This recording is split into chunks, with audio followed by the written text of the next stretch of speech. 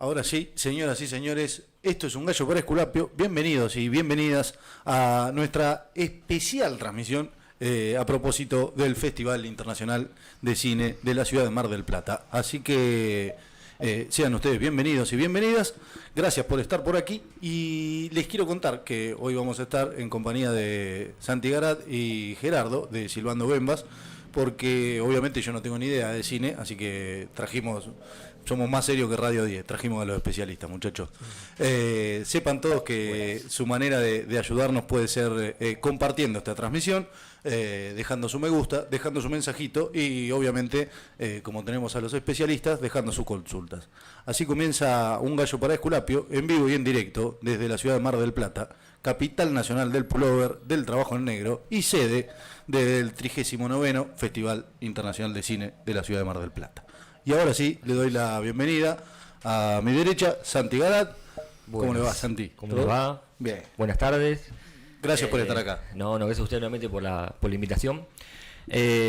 Bueno, ¿qué fecha se aproxima después de todo este tiempo, después de tanta incertidumbre también, de si se hacía, de si no se hacía, de si había, de dónde salía la financiación? Bueno, llegamos al día del Festival de Cine, arranca ahora el 21. El 21 de noviembre, ahora dentro de 10 días. 10 días. 12, sí. 13 estamos. Hoy es 13. 13. Así que nada, a la espera y también a la espera de lo que es el Contracampo, además, que es el festival justamente que le hace una vuelta de tuerca o una respuesta a todo el ataque de Milei contra el cine, contra la cultura en general. Surgido por diferentes realizadores y realizadoras de la Argentina. Es un festival que se va a hacer en lo que es el Teatro Enrique Carreras, Entre Ríos y Moreno, que además es la sede histórica del Contracampo. Los anteriores Contracampo también se hicieron en este espacio, así que es como el lugar histórico de donde se hicieron los demás, porque no es el primero, ya hubo otros Contracampos. Exactamente, como en los 90, por ejemplo. Claro. Sin ir más lejos, ¿no? Qué casualidad, qué raro. Qué casualidad que haya surgido en estos momentos, ¿no? Mirá, reaparece Yuyito González. Exactamente. Viene todo unido, viene todo el mismo combo. Mirá, sí, qué bien. Falta que aparezca, ¿cómo era? Usted se tiene que arrepentir. Samir. No va a aparecer más, ¿no? Ya los dos. Ya la quedó Samir, ¿no? Viale también. No, Samir no, creo. Viale ya no está. Que en paz descanse. Sí. Un saludo para Johnny que nos está escuchando. Y acá a mi izquierda está Gerardo de Silbando Bembas. Bienvenido, Gerardo. ¿Cómo va? Gracias, Andrés. ¿Todo bien? Todo bien. Me alegro. Bueno, ya arrancamos la pavada, no era la idea. No, estaba pensando que el turco Samir hace muy buenos tweets. Sí, es bueno. Es muy buen tuitero. Aparte tiene data. Y tiene data. Para mí que va al mismo café que un par de esos que se mueven detrás de escena, ¿viste? Y le dice, no sabe lo que me enteré. Y ahí él lo tira. ¿Qué va a hacer? Bueno, Festival de Cine que, como decía Santi, mucha polémica en los inicios. Una discusión que comenzó sobre todo a partir del hashtag, ya que estamos hablando de hashtag, no hay plata, y en la volteada arrancó a golpear en el Festival de Cine. Hoy va a tener un poquito más de protagonismo, quizá debería retirarme yo y que venga. Porque está Lucas, que sabe un poquito más que yo de cine y me parece que merece que hable alguien que sabe. Gracias. Me fui. No, quédese por ahí. Esto es cine, muchachos. Esto es cine, por supuesto. Yo creo que te dejé todo más o menos acomodadito. A ver. Bueno, más o menos. Ahí te digo. Sí. Decíamos que vos hablabas de un hashtag y tenía que ver con no hay plata. Sí, yo más bien me retrotraería a la ley bases. Cuando fue en mayo, abril, que se debatió en el Senado, se hicieron comisiones. Y en esas comisiones, entre tantas otras industrias que tuvieron que salir a defender su trabajo, estuvieron Vanessa Ragón y Mariano Ginás hablando de cuáles eran las modificaciones que se querían hacer en cuanto a al sistema de producción que llevaba adelante el Inca. Y como todos sabemos, la ley base se aprobó y esas modificaciones se están llevando adelante. Y después, para no hacerlo tan extensivo, ¿no? Porque nos estamos yendo hasta abril, continúa ahora con las nuevas medidas, estrategias de desfinanciamiento, ¿no? Que se justifican de maneras muy extrañas. Por ejemplo, mencionar en Twitter qué películas argentinas y cuánta gente las va a ver de manera imprecisa, compleja, sin Con datos datos erróneos, además. Claro, con datos erróneos, digo, Sí. yo me dejé todas las guías por allá, así que si les parece, ¿qué experiencia tienen ustedes con el Festival de Mar del Plata en los últimos años? ¿Era? Sí. En los últimos, mirá, la verdad que desde que yo voy al festival, desde el 2015 más o menos, que fue Sí. mi primer festival hasta ahora, uno acostumbrado primero que nada a ver muchas películas por día, en todos los años, Ujú. y eso, en esta oportunidad no va a ser posible, en particular porque el precio aumentó Perdón. exorbitablemente. Sí, tengo para aportar, mira, tengo Entradas, por supuesto. una entrada del 2021 y una entrada del 2023. 90 pesos.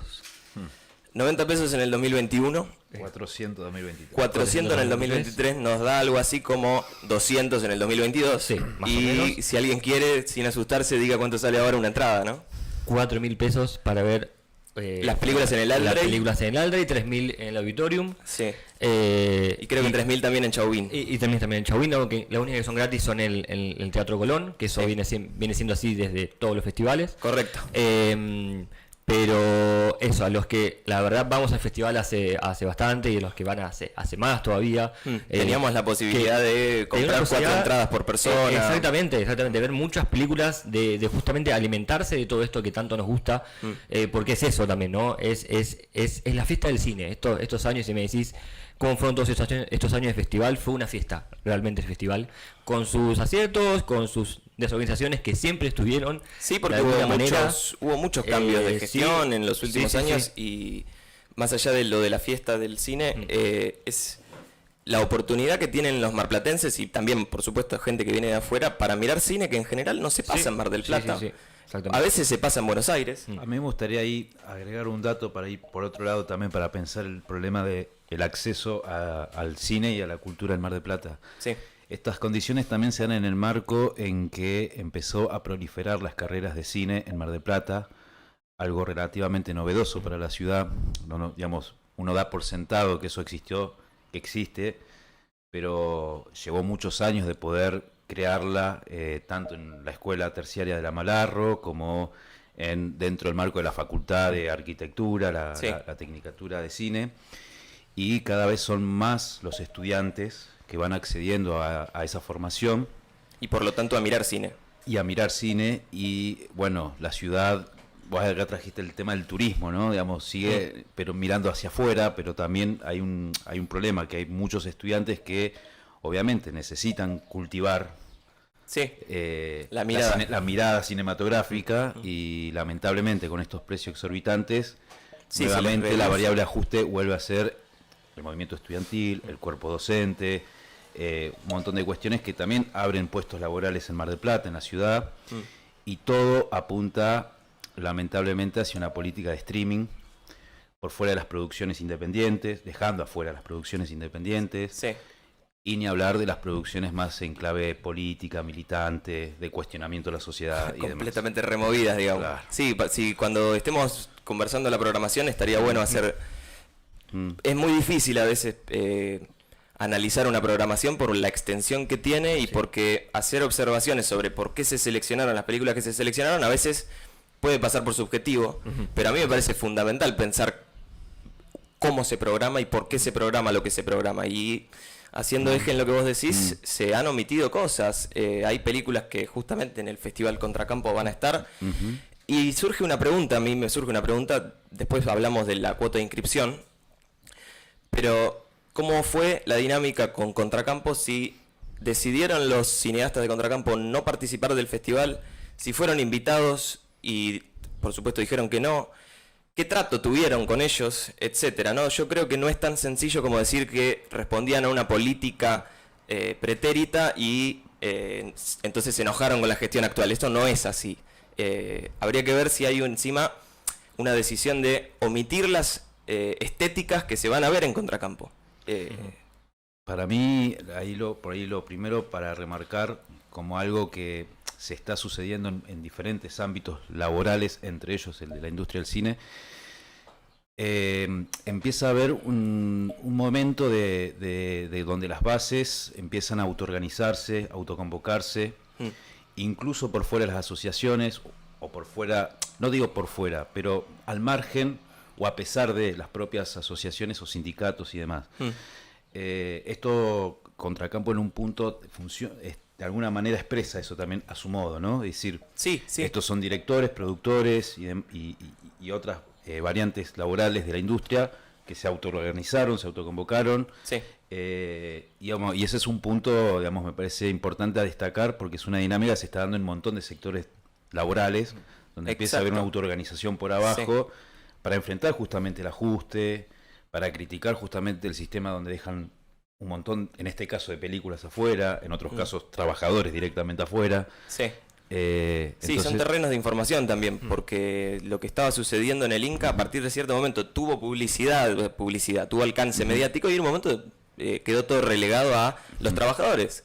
A lo sumo uno podía enterarse de algo si entraba a Twitter, conocía a un trabajador de la industria y se podía llegar a, por ejemplo, revelar información sobre las reuniones con Pirovano, por ejemplo, ¿no? Pero digo, en ningún lugar vas a encontrar un titular en La Nación que dice reunión entre los trabajadores del Inca y Carlos Pirovano. Entonces son lugares de información estos. Sí. Y es cierto lo que decís, es muy interesante que se hayan organizado. También los deja en una situación en la que han decidido no llamarse festival o porque se entiende que es un movimiento, ¿no? No van a tener el alcance que tiene el festival. No sé si se van a entregar premios, yo creo que sí, pero no van a tener, y no quiero con esto compararlo, todo el Festival de Mar del Plata se hizo o se está haciendo con la política de apoyar a todas las películas premiadas, ¿no? Esta película la trajimos porque va a ser oscarizable. Son literalmente situaciones opuestas, o sea, políticas opuestas. Silence, please. ¿Era? Justo me dieron un mate por eso, perdón. No, un poco también para seguir comentando de dónde por ahí surge el contracampo. El primer contracampo que se conoce acá en Argentina es en los años 60. Los hacen estudiantes y realizadores de la Universidad de Bellas Artes de La Plata. Sí. Son los primeros que hacen el primer contracampo. Porque también, bueno, obviamente el momento histórico de ese momento, tanto político, social como del cine, era muy convulsionado. Y además en ese momento también existía lo que era, para hacer un paréntesis, Contracampo surgió como una revista de crítica cinematográfica. Sí, señor. De hecho, yo desconocía lo de los festivales. Estoy escuchándote atentamente. Y en los 60 también existía la principal revista de crítica cinematográfica, que era Cahiers du Cinéma, que era la revista francesa, liderada principalmente, exactamente, por Jean-Luc Godard. Entonces era una revista totalmente disruptiva. Bueno, está bueno el vínculo con Cahiers du Cinéma porque es más o menos la misma época, ¿no? Digo, en el mismo momento en el que... No es casualidad que en ese momento histórico justamente... Y un dato clave, por esto del encuentro, ¿no? De cuando uno va a ver una película, el encuentro con otros, con los pares. Estas revistas también surgen en el ámbito de los cineclubs, digamos, ámbitos donde se juntaban todos a ver películas y a debatirlas.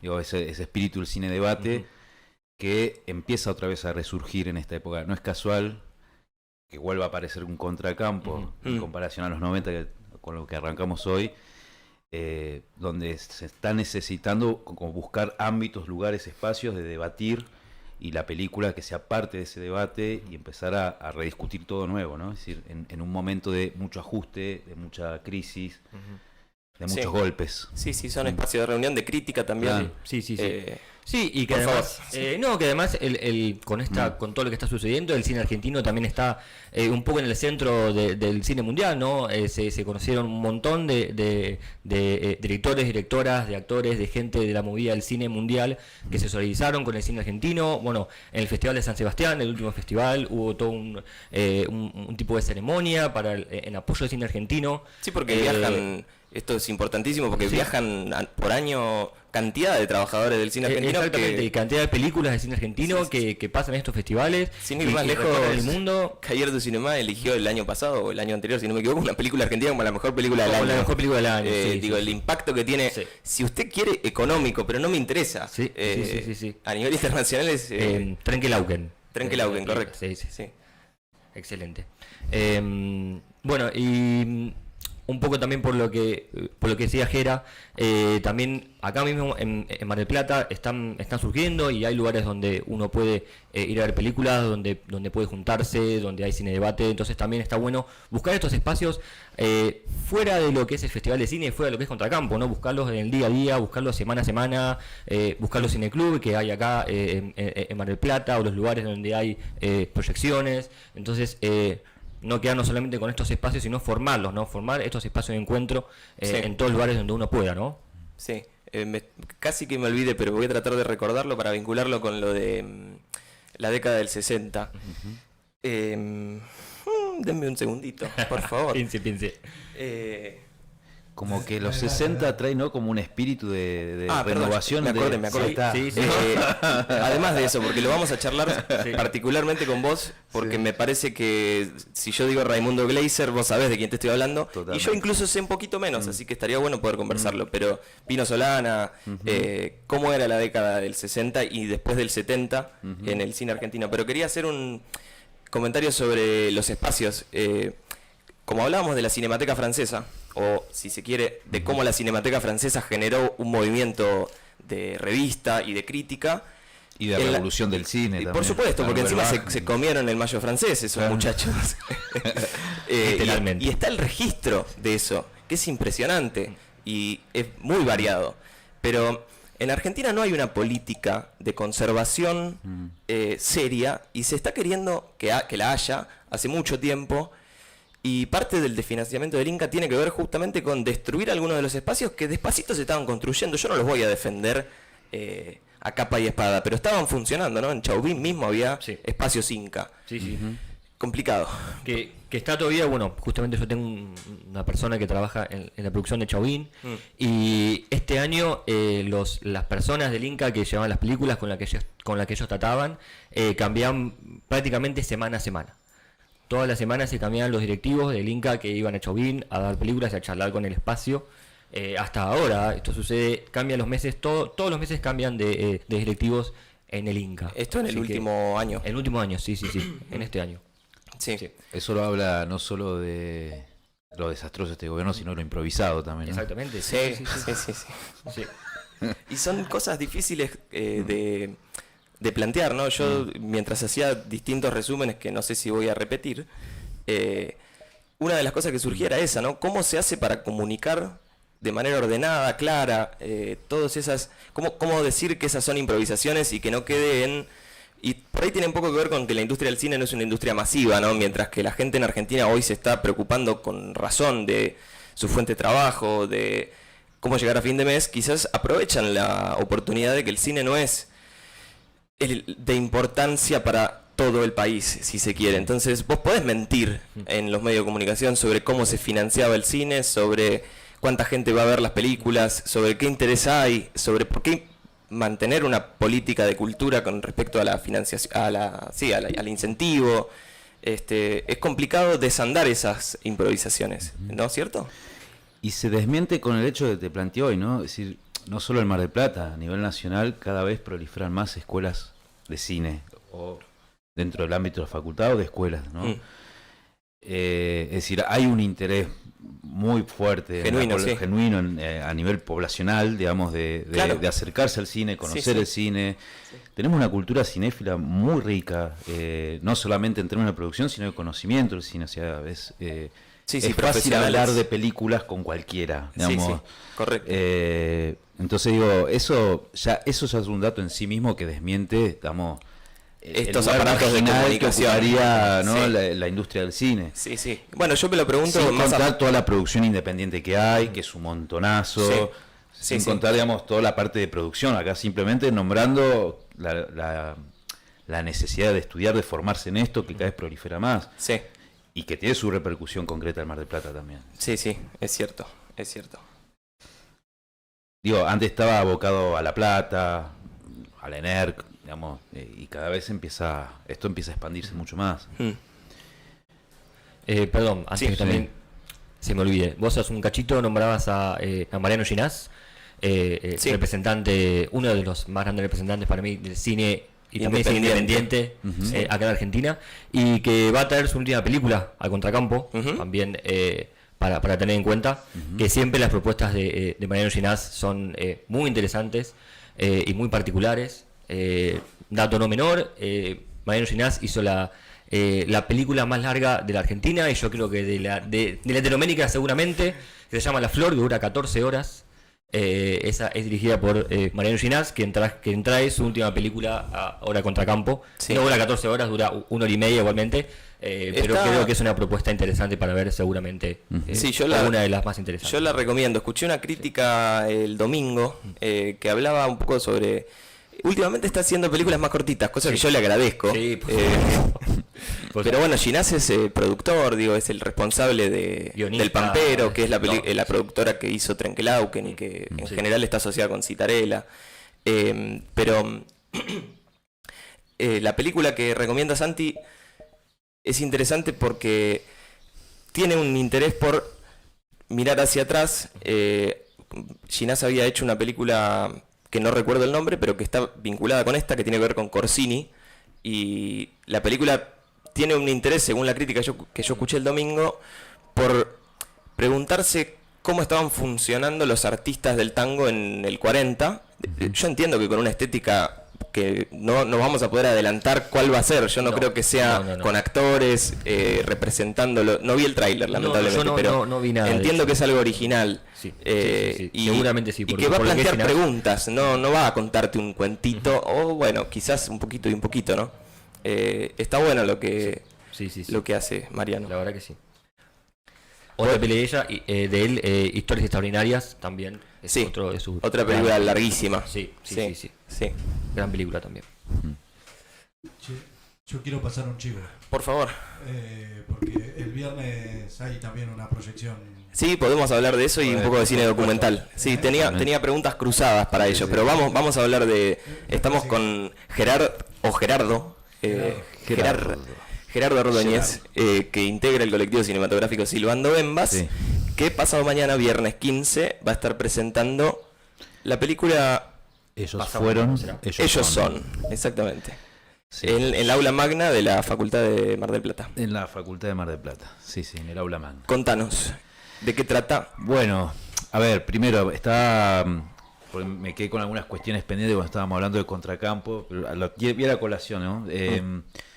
Digo, porque esto del que se están autoorganizando, esto lo que sucedió es que pues muchas asociaciones pues se ligaron también, ¿viste? Se sumaron, se plegaron, digamos, a la convocatoria. Sí, Pero esto justamente está hablando de que empieza a haber autoorganización por fuera de las asociaciones, está hablando. lo dijiste antes, sí. Claro, Sí, pero sí. remarcar esto, ¿no? La necesidad de que todas estas asociaciones también empiecen a tomar nota de la necesidad de convocar asambleas, Por de supuesto, empezar a sí. discutir, digamos, cómo salir como trabajadores de la cultura, de la industria y demás. Si hay algo en que, conjunto, perdón en que te unidad, interrumpa, pero sí. si hay algo que reprocharle a los comunicados que emitieron algunas de las asociaciones a la hora de retirarse del festival oficial, es que no aclararon con un poquito más de detalle qué sucedió. Porque parte de hacer el programa tiene que ver con intentar comprender qué sucedió. Claro. Perdón, los únicos que aclararon fueron Pablo Conde, el director artístico, que sí hizo un texto bastante interesante. Sí, y no lo recuerdo, pero fue hace rato. Sí. Y el presidente, pero no muy El presidente, extenso. usted dice Javier Milei. El presidente del festival, el expresidente del festival. Sí. No me acuerdo el ¿Cómo nombre. se llama? No, yo tampoco, pobre. No era Juan Puerzo. Lima. Ah, bien. Fernando Juan Lima. Claro. Ahí está, listo. Perdón. No, pero digo, es parte, viste, de la lucha por la industria, ¿no? También, por supuesto, digo, sí. Digamos, porque también es vernos nosotros como parte de digamos, parte de la clase, ¿no? Es decir, trabajadores en este campo de la cultura, donde, digo, por la industria del cine también ocupa muchísimos puestos de trabajo. Es decir, no es solamente el cámara o el director o el productor. Las cuestiones de prestigio a veces. Claro, no, hay un laburo atrás de cada película. Sí, y generaba un mercado interno, si querés, también. Totalmente, pero, totalmente.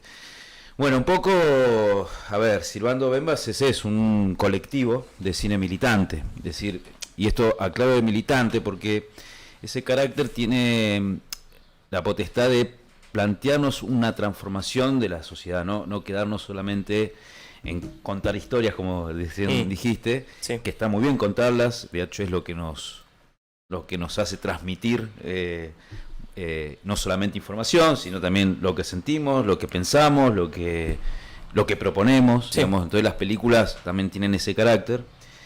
Pero la clave del cine militante también pasa por poder cuestionar de raíz. Sí, cuestiones que integran a la realidad y cuestiones que integran a lo cinematográfico, si querés. Claro, del modo de producción social, que es en este caso el capitalismo, ¿no? Entonces, digamos, esa es un poco la historia y el lugar donde se surge y donde se para el cine militante. Recién hablábamos del Mayo Francés y demás, todos estos grupos que vinieron de la Nouvelle Vague, que se inscribían en Cahiers du Cinéma y demás, muchos de ellos terminaron organizándose en colectivos de cine militante, como el grupo Sigabertov, donde estaba... toda la década del 70 con Godard. O el grupo Medvedkin, donde estaba Chris Marker y otros cineastas. Entonces, digamos, que iban y filmaban justamente las tomas de fábrica, las tomas de universidades, las movilizaciones, las represiones. Sí, había una idea. Digo, por señalar algunos de los grandes cineastas a nivel mundial que se involucraron en... Y podemos vincularlo con Solanas, que era lo que hablábamos antes, ¿no? Hay conversaciones entre Godard y Solanas, se pueden buscar en internet y son interesantes. Sí. Como, bueno, Pino Solana fundando junto a Octavio Getino, fundando el grupo Cine Liberación, ¿no? Bueno, y ahí viene, que vos me comentabas, Raimundo Leise, el grupo Cine de la Base. Entonces, bueno, en eso... Están enmarcados en una tradición, por lo menos. Hay una tradición argentina de cine militante, que data de los 60 hasta acá. De hecho, actualmente hay varios grupos de cine militante a nivel nacional que funcionan, que se organizan, que producen, que se organizan dentro de la industria, con la cual se consiguió también la quinta vía de fomento en su momento, digamos, la vía digital, como se conoce. Sí. Bueno, entonces, ese es un poco el marco de Silbando Bembas, que surge como colectivo en 2007, ¿sí? Sí, ustedes están... yendo y viniendo entre Mar del Plata y Buenos Aires, ¿es cierto esto? Bueno, Buenos Aires, arranca ahí el grupo, después ahora estamos acá en Mar del Plata, se está empezando a organizar Silbando Bembas de Mar del Plata, recientemente se está empezando a organizar, muy recientemente, el Silbando Bembas de Rosario. Sí. Es decir, esto da cuenta también de que ante un gobierno tan ajustador, tan brutal como este, bruto también, empieza a haber necesidad de empezar a organizarse, de que ya la lucha es individual, claro. ¿No? Digo que Rosario o que grupos que están tan separados, digamos, de la provincia... Pronto empieza a haber comunicación. Sí. Y empieza a haber esa necesidad de organizarse colectivamente, ¿no? Bueno, esta película un poco... ¿Querés pasar antes por la anterior? Te iba a preguntar por la 60. Por la 60. Sí. Bueno, la 60 como película, retrata justamente la lucha organizada de los trabajadores de la línea 60 de Buenos Aires. Sí. Una lucha que fue ejemplar en muchos aspectos y que parte de un asesinato laboral, ¿no? Esto también es clave porque a partir de este chofer que... Qué oscuros que estamos, perdón. Sí, ¿no? No lo pudiste... Se bajó la luz. Bueno, pasa nada. Es el momento del día. A partir de eso también surge la organización Basta de Asesinatos Laborales y ahí también surge una cuestión de debatir, estos famosos accidentes laborales que en realidad no son tales. Sí. En tanto y en cuanto las patronales no hacen caso ni se hacen cargo de todo lo que es seguridad e higiene dentro de los ámbitos laborales. Correcto. Me hiciste acordar de una película. No sé si la vieron. A ver, el año ¿cuál? pasado en el festival, una película de Rado Jude. Esa no la vi. No la llegué a ver. No. ¿Cómo se llamaba? La recomendamos o la charlamos cuando estuvo Marcelo Scotti. Mirá. No voy a resumirla, pero después lo charlamos porque es muy buena y hace foco en esto que estás diciendo. Mirá, bueno, y esta película de la 60 muestra ese conflicto, cómo se organizan los trabajadores, cómo salen a luchar, cómo salen a reclamar. Sí. Y esta película termina en la era Macri, ¿Y arranca? durante el kirchnerismo. Sí, más o menos 2010. No, posterior. Bien. Posterior. 2014, 2017, Más o digamos. menos, sí. Sí, está bien. Y como es, la película termina justamente con las movilizaciones contra las reformas provisional de Macri y todos los sectores trabajadores unificados enfrentando, digamos, este plan de ataque que tenía en su momento el macrismo. Ahora, Ellos son, es una película que en realidad viene de antes, de las 60. La motivación, digamos, de hacerla. La motivación, el financiamiento, todo viene de antes. Era una película muy compleja en el sentido de cómo encontrarle el hilo argumental que sustente la película. Sí. Recordemos que es una película sobre, si uno lo quiere poner en un título muy cortito, la colaboración de las empresas durante la dictadura militar. Exactamente, y concretamente de Alvar y Techín, es decir, Martínez de Oz y Roca. Sí. La familia Roca. Por lo tanto, no tenían posibilidad, entiendo yo, de capturar imágenes de la actualidad, ¿no es cierto? Digo, ese no era tanto el drama, lo que es material de archivo. Trabajaron con material de archivo, quiero decir. Hay material de archivo, también con entrevistas a trabajadores metalúrgicos del presente, con conflictos del presente. Eso responde a mi pregunta. El hilo conductor. Encontraron gente que, digo, tiempo actual que hoy que salen a luchar y se película. autoorganizan enfrentando los mismos planes de ajuste y de despidos y demás en las mismas fábricas como Asindar y Techín. Pero además de eso, hay algo más. Hay un personaje que es que viene de su tradición en los 70, que es el que tienen una especie de reunión con estos trabajadores actuales que enfrentan actualmente a las patronales, metalúrgicos todos. Ese es el eje, está puesto ahí en la metalurgia. Sí. Y bueno, y entre comidas y demás va contando un poco las experiencias, las comisiones internas en los 70 y demás, y los actuales trabajadores también hacen sus propias reflexiones con nuestro presente, ¿no? Sí. Entonces es una película que habla mucho más del presente que del pasado. Correcto, bien. Ahora, el punto, hay un eje ahí en la película que es, bueno, el rol protagónico de Martínez de Oz y de los Roca en el entramado y organización del golpe de Estado, ¿no?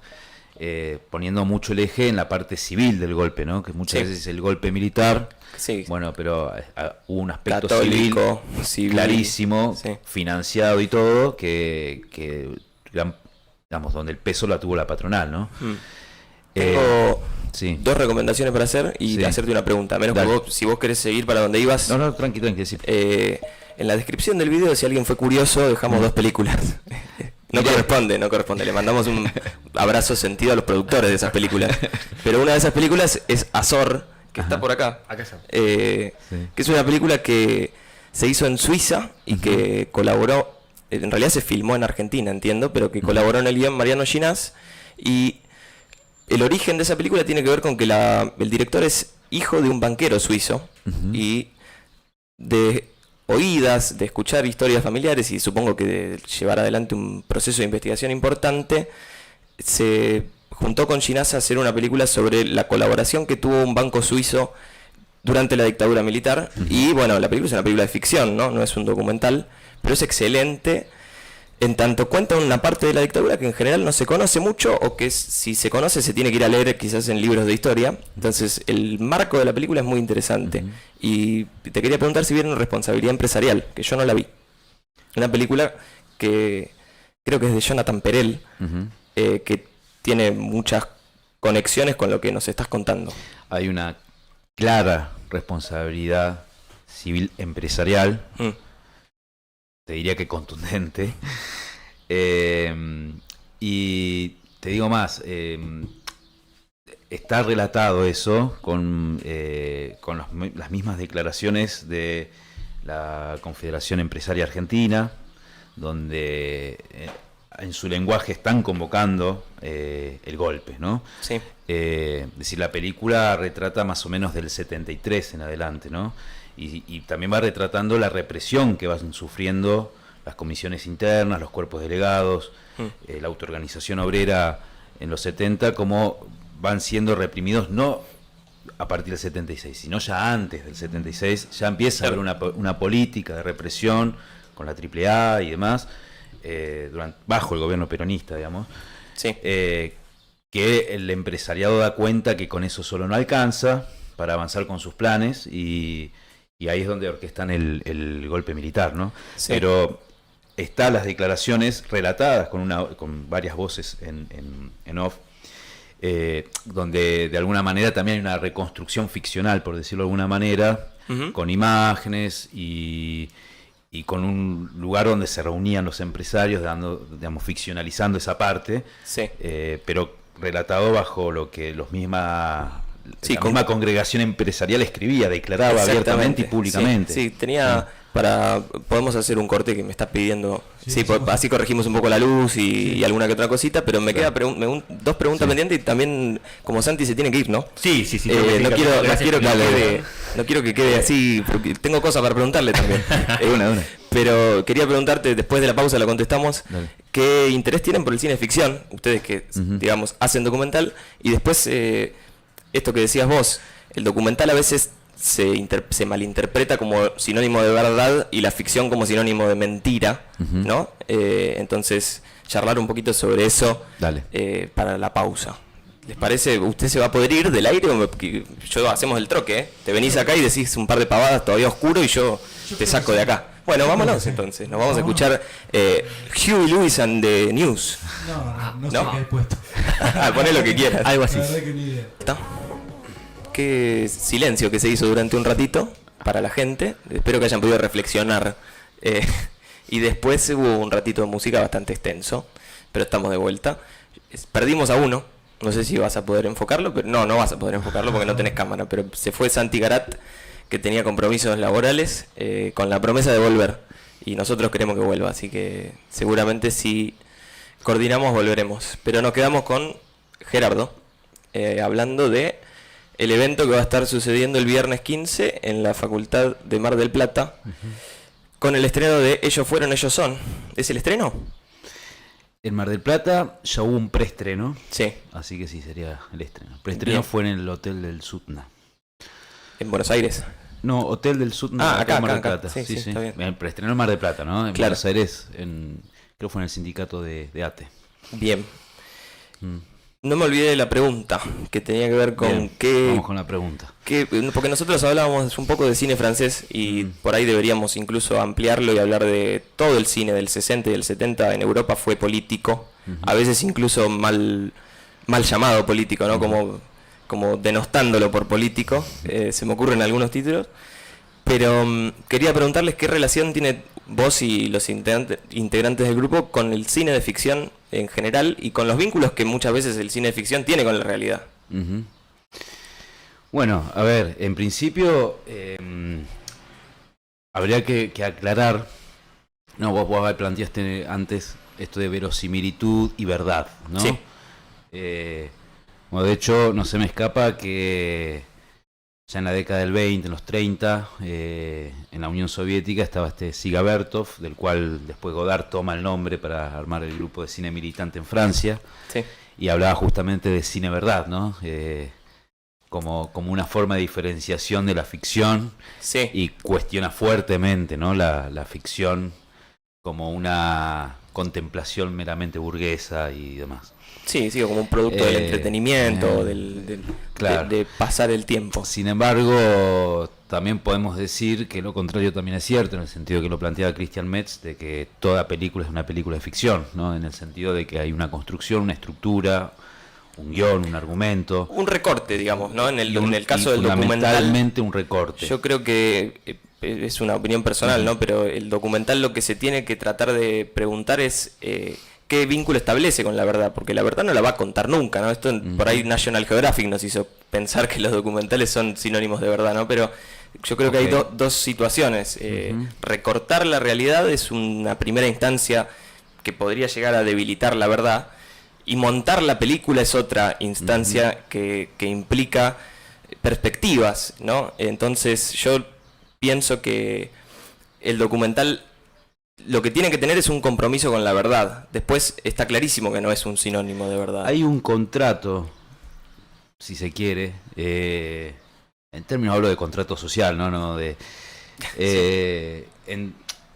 uno cuando ve una ficción X género espera cierta verosimilitud. El contrato es de verosimilitud, ¿no? Es decir, bueno, si voy a ver una de ciencia ficción, quiero que sea verosímil, ¿no? Claro, o quiero creérmela. O lo mismo la de terror. Bueno, pero para creérmela necesito Tiene que ver esa verosimilitud. Y si quiero reírme del género, también es un contrato. Voy a ver una película que sé que voy a reírme del género. Sí.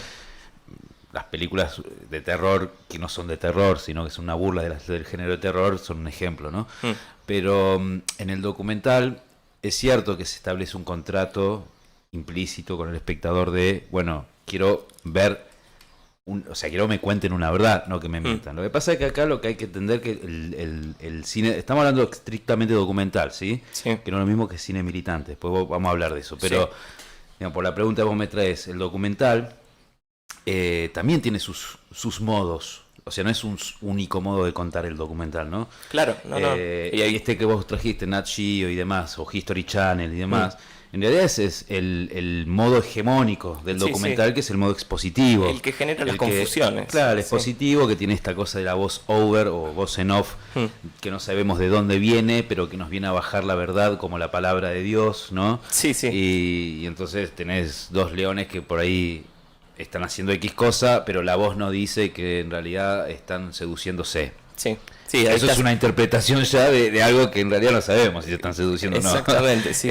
Elegimos creer, ¿qué es eso? Sí. Elegimos creer a la voz, pero también estaba el modo poético. Me acuerdo que lo nombraste a Marker, por ejemplo. Claro. Vos te estás yendo un poco más atrás en el tiempo y me gusta. Claro. Pero Chris Marker, por ejemplo, me acuerdo de Sans Soleil, no me acuerdo el nombre en español. Soleil, película. Es una película increíble y es un documental. Digo, yo jamás le diría a alguien que es una película de ficción, pero... Claro, pero es un película. Sí, exactamente. Claro. Bueno, pero tenés los extremos como los performativos, que ya surgen más con la cámara de video, estrictamente hablando, ¿no? En los 80. Sí. No, lo performativo, digo, por ejemplo, tenés la película La Comuna, creo que el director se llama Watkins o algo así, que bueno, es recontra performativo, o sea, te está relatando la Comuna de París como si fuera un cine directo, con entrevistas y todo en 1871, donde todavía el cine no se había inventado, ¿no? Entonces... vamos a terminar explorando formas múltiples y muy... Entonces, ¿y eso es ficción o es documental? Claro, ¿no? Y ahí es donde quizás hay que tener una mirada un poco más amplia de lo que es el lenguaje cinematográfico y salir de esos rótulos. Rótulos de ficción documental. Ya Fernando Birri también venía mezclando esto doc-fic, fic-doc, digamos, como estos términos donde se empiezan a entrecruzar las cosas. Es un problema general del cine contemporáneo, por lo menos de hace 60 años, claro. ¿no? El vínculo que hay con la realidad, porque digo, a diferencia de otras artes, el cine tiene un contacto muy material con las cosas. Claro. Entonces te obliga muchas veces, en el caso de que estés usando la cámara, ¿no? Después hay herramientas como el montaje que te permiten recuperar archivos y entonces podés hacer una película sin filmar una sola vez, que es lo que está pasando muchas veces hoy, ¿no? Pero es un problema gigantesco que, otra cosa que nombrabas, me hizo pensar en algo que también me gusta mucho de la ficción, que es que así como vos decías que toda película es una ficción o podría ser entendida como una ficción, a mí me gusta muchas veces entender toda ficción como, no como un documental, pero todos los registros de realidad que hay, por esto que yo te nombraba de la materialidad, en las ficciones, ¿no? En las ficciones, por nombrar un caso a Godard, Godard hacía un cine militante, o hizo un cine militante en los 70. Se podía entender como un cine de documental, no sé, no importa. Pero incluso en sus películas más ficcionales, que son las que hace en el 60, hay una inscripción de la realidad. Y el tipo te está contando por ahí un cuento, no creo que estuviera muy de acuerdo con la definición de cuento, ¿no? Pero digo, ¿cómo se inscribe en las ficciones la realidad? Y qué herramienta tienen además las ficciones para contar algo sin recurrir a las formas del documental, ¿no? A ver, hay, digamos, ciertas zonas donde se plantea, bueno, todo cine es político, ¿no? Donde se plantea eso, en esos términos. En términos generales, sí, digamos, podés agarrar cualquier película y hacer un análisis profundamente político de cualquier película. Sí. Incluso hasta podés dar cuenta de la mirada crítica a la realidad o de su adaptación a la realidad tal cual es también. Sí. Ahora, el problema con eso es que no da cuenta, sí, de que hay un cine, si se quiere, más político. Digamos, hay un cine social, que yo creo hay que un cine político. Cuyo compromiso trasciende la pantalla, ¿no? Claro, y hay un cine militante, digamos. Por eso digo, ahí también tenés una discusión de, bueno, ¿dónde están los límites, ¿no? Sí. A ver, Raimundo Gleiser, ¿no? Hoy lo habías traído. Bueno, sus primeros films arrancan siendo películas de tipo social, ¿no? Es decir, donde muestra cierta realidad, donde se muestra la miseria de cierta población, y después va deviniendo en un cine político donde ya empieza a denunciar directamente, ¿no? Esa miseria. Encuentra en el dispositivo cinematográfico la posibilidad de expresar no solo de mostrar, acciones, sino de denunciar. Sí, sí. Ahora, después se va un poco más allá, y ahí empieza el cine militante. Ya no se trata ni de enunciar, ni de denunciar, sino ya se trata de buscarle una salida política. Sí. Y entrar en el debate de cuál es la salida política de esa crisis social, política, económica, miserable y demás, de transformación social. Ahí es donde se inscribe el cine militante. Digamos, si vamos a La Hora de los Hornos, película por excelencia del cine militante en los 70, el grupo Cine Liberación, Pino Solana y demás, básicamente es un panfleto cinematográfico. Totalmente.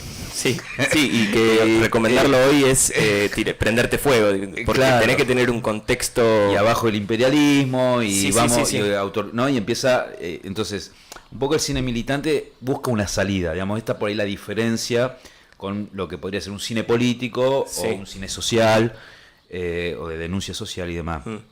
Incluso, incluso ahí, vamos a esto, Los Traidores, Raimundo Gleiser, ficción, sí, está bien, ficción, pero no deja de ser cine militante. Digo, por la pregunta que vos me haces, ¿estamos en contra de la ficción? No necesariamente. No, para nada, no. Tampoco estaba implícita en la pregunta.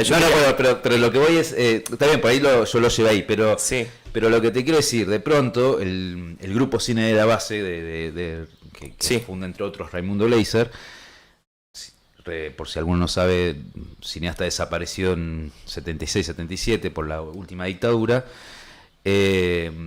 Bueno, los tipos hacen una ficción claramente ficcional, digamos, hasta te diría muy telenovela en su formato, muy principio, desarrollo, final, sin mucha vuelta, lineal, con un momento de surrealismo, donde se sueña, el burócrata se sueña a sí mismo siendo enterrado con un obrero comiéndole un sándwich de cerdo en el rostro. Sí, otro dispositivo ficcional también. Claro, pero sin embargo el final de esa película es claramente militante, plantea una salida que podemos estar de acuerdo o no, pero plantea una salida para el problema de las burocracias sindicales. Yo no la vi la película, pero es un ejemplo perfecto de hacia dónde quería ir, ¿no? Hacia cómo un cine de ficción puede también tener esas conclusiones, ¿no? Y otro ejemplo, Tout va bien, Godard. Sí, esa la vi. Cine militante. Totalmente, sí. Y pensaba... no ficción, recontra ficción, a tal punto que hasta muestra, esto es una ficción. Sí. Muestra el dispositivo atrás de lo que él está haciendo, ¿no? Muy juguetón en esa época también, porque hay dos cosas que pienso. Primero, cómo integrar a veces a la gente que vos querés retratar como parte del colectivo de producción, ¿no? Digo, Godard muchas veces se acercaba a las fábricas, o me imagino muchos de los directores de Argentina se acercaban a las fábricas proponiéndoles que el cine era una herramienta y que tenían que colaborar. no tratándolos como retratados, ¿no? Sino como diciéndoles, te invito a formar parte de la producción por este y por este motivo. Y lo quiero vincular con esto. El cine en esa época todavía era un medio de comunicación, si no el más complejo, también el que más permitía unir a los pueblos. Digo, hoy si queremos visitar un museo podemos entrar a Google Earth, si queremos hablar con Suiza nos conectamos por Skype. El cine era un espacio de conexión entre los distintos países, ¿no? Entonces la gente que se interesaba por el cine de alguna manera encontraba información un poquito más interesante que en los diarios yendo al cine. Entonces ese vínculo de lo último que te nombraba. Te diría más. La primera escuela de cine o experimental de cine se da en el marco de la Unión Soviética, casi recién fundado, 1919.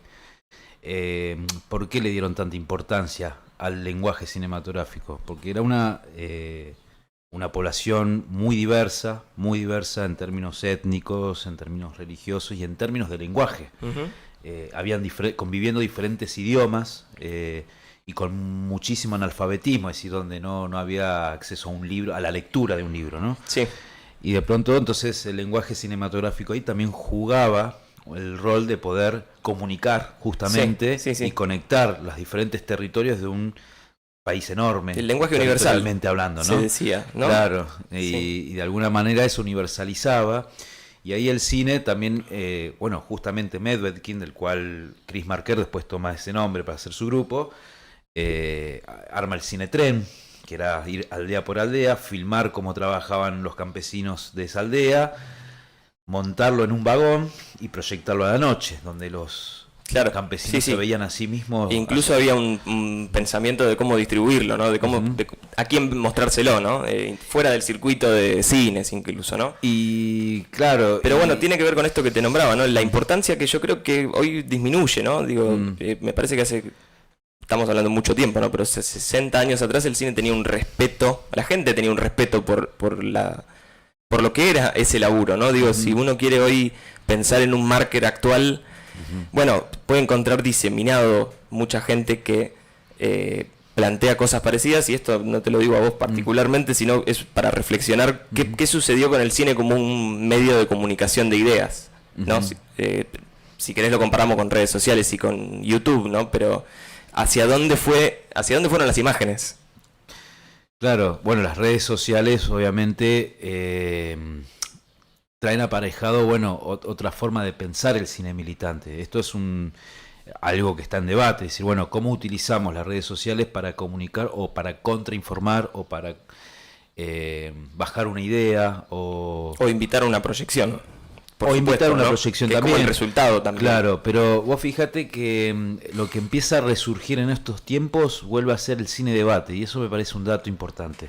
Sí. Es decir, venimos de la pandemia, donde todos teníamos la individualidad de mirar las cosas por el celular o en su compu y demás. Sí. De pronto el espacio de reunirse en un lugar y poder debatir una película vuelve a ser un espacio necesario y una necesidad social, digamos. Sí. Entonces, desde ese punto de vista, no es que las nuevas tecnologías o el desarrollo tecnológico y demás termina con eso, erradica eso, ¿no? Esto también fue un debate con respecto a los libros, si se terminaba el formato con libro, el PDF. Y cada vez somos más los que nos gusta seguir comprando libros, ¿no? Totalmente, eso no se terminó. Bueno, lo mismo pasa un poco con el cine, digamos. No por ahí se clausura, proyecta de otra manera, por ahí ya no se proyecta con un celuloide, está bien. Algunos pueden debatir, eso no es cine, porque el cine implica celuloide y qué sé yo, pero bueno, eso ya es un debate, si querés, etimológico Sí, a veces puristas, claro. A veces filosóficos, porque también. La materia, ¿no? De qué es lo digital, pero bueno, nos vamos a meter en territorios complicados.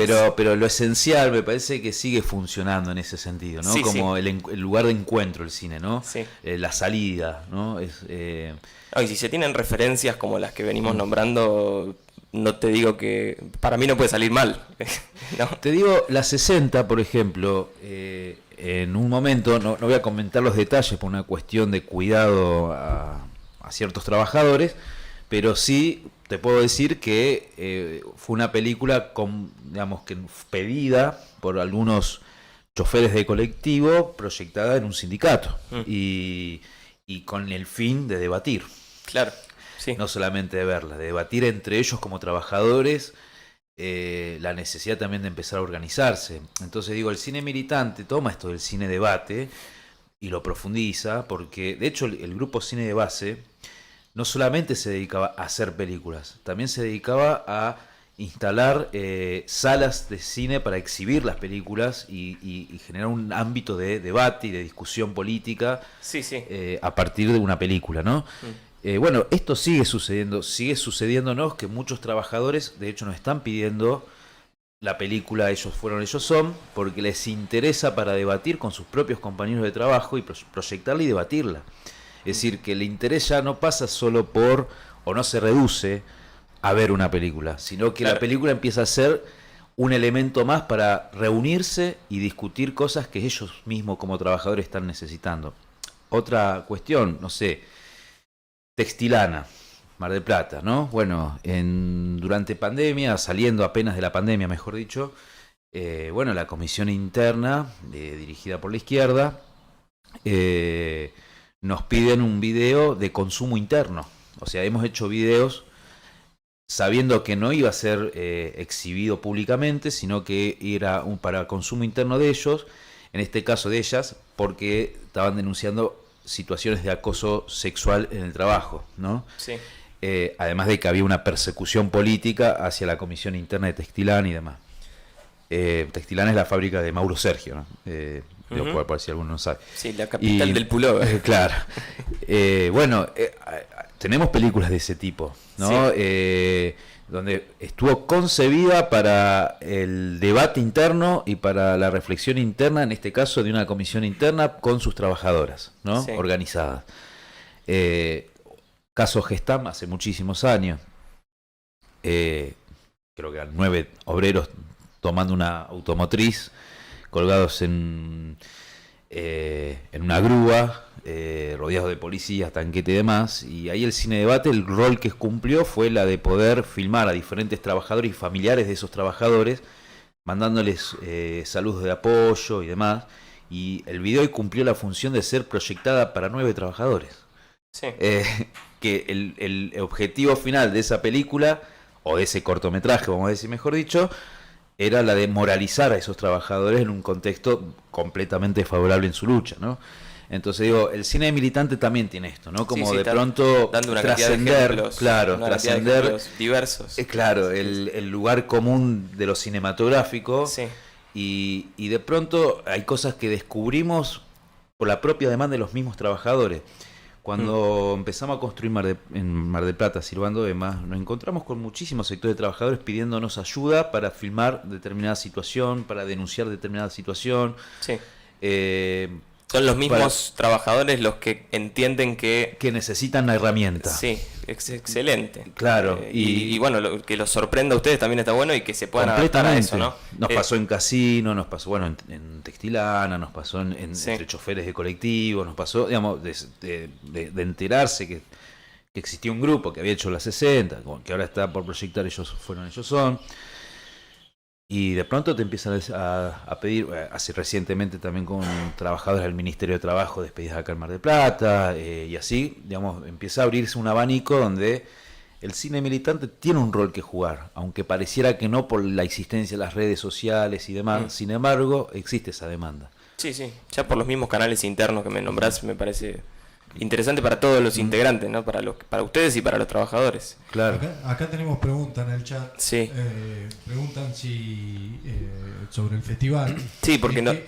Dale. Si no hay ningún subsidio en este mandato, y por qué no invitaron a alguna mujer que esté formando alguna carrera de cine. Que esté formando. Que se esté formando en alguna carrera. Que no están en las grillas de los festivales. Directoras mujeres. No, esto no es así, perdón. Ayer hice un conteo, justamente por un comentario que recibimos en Instagram. Ahí tengo el numerito por acá. Tampoco me parece defendible, no estoy diciendo yo que... Pero sí, ya les digo. Eran Aproximadamente eran 158 directores hombres y 60 directoras mujeres. Mirá, ¿Sí? igual... Sí, hay una desproporción importante, ¿no? Pero y después sobre los subsidios, ¿subsidios para qué? Para bancar estos vagos que hacen cine. Todavía no lo charlamos eso, sí, podemos. Pero Pero subsidios no. Uno inscribe películas en el festival, ¿no es cierto? Distintas productoras independientes o incluso Es vinculadas. cierto que han dejado películas afuera. Sí, sí. Bueno, y un poco Contracampo también surge como en Las parte recibe. como respuesta a eso, ¿no? Las recibe, sí. También hubo casos de películas que decidieron bajarse después de haber aceptado participar.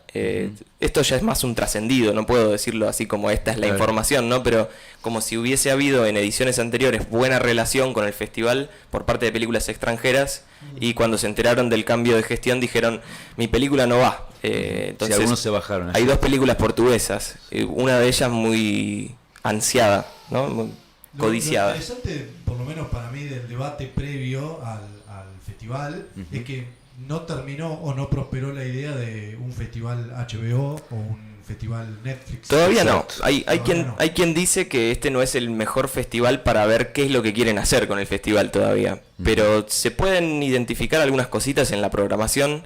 Para mí estuvieron muy desesperados por conseguir las películas que tenían que conseguir para tener una... Había que completar la grilla. Sí, porque hay películas muy extrañas. Hay homenajes extraños a, no sé, hay un documental de Broadway, una película que adapta un musical de Broadway.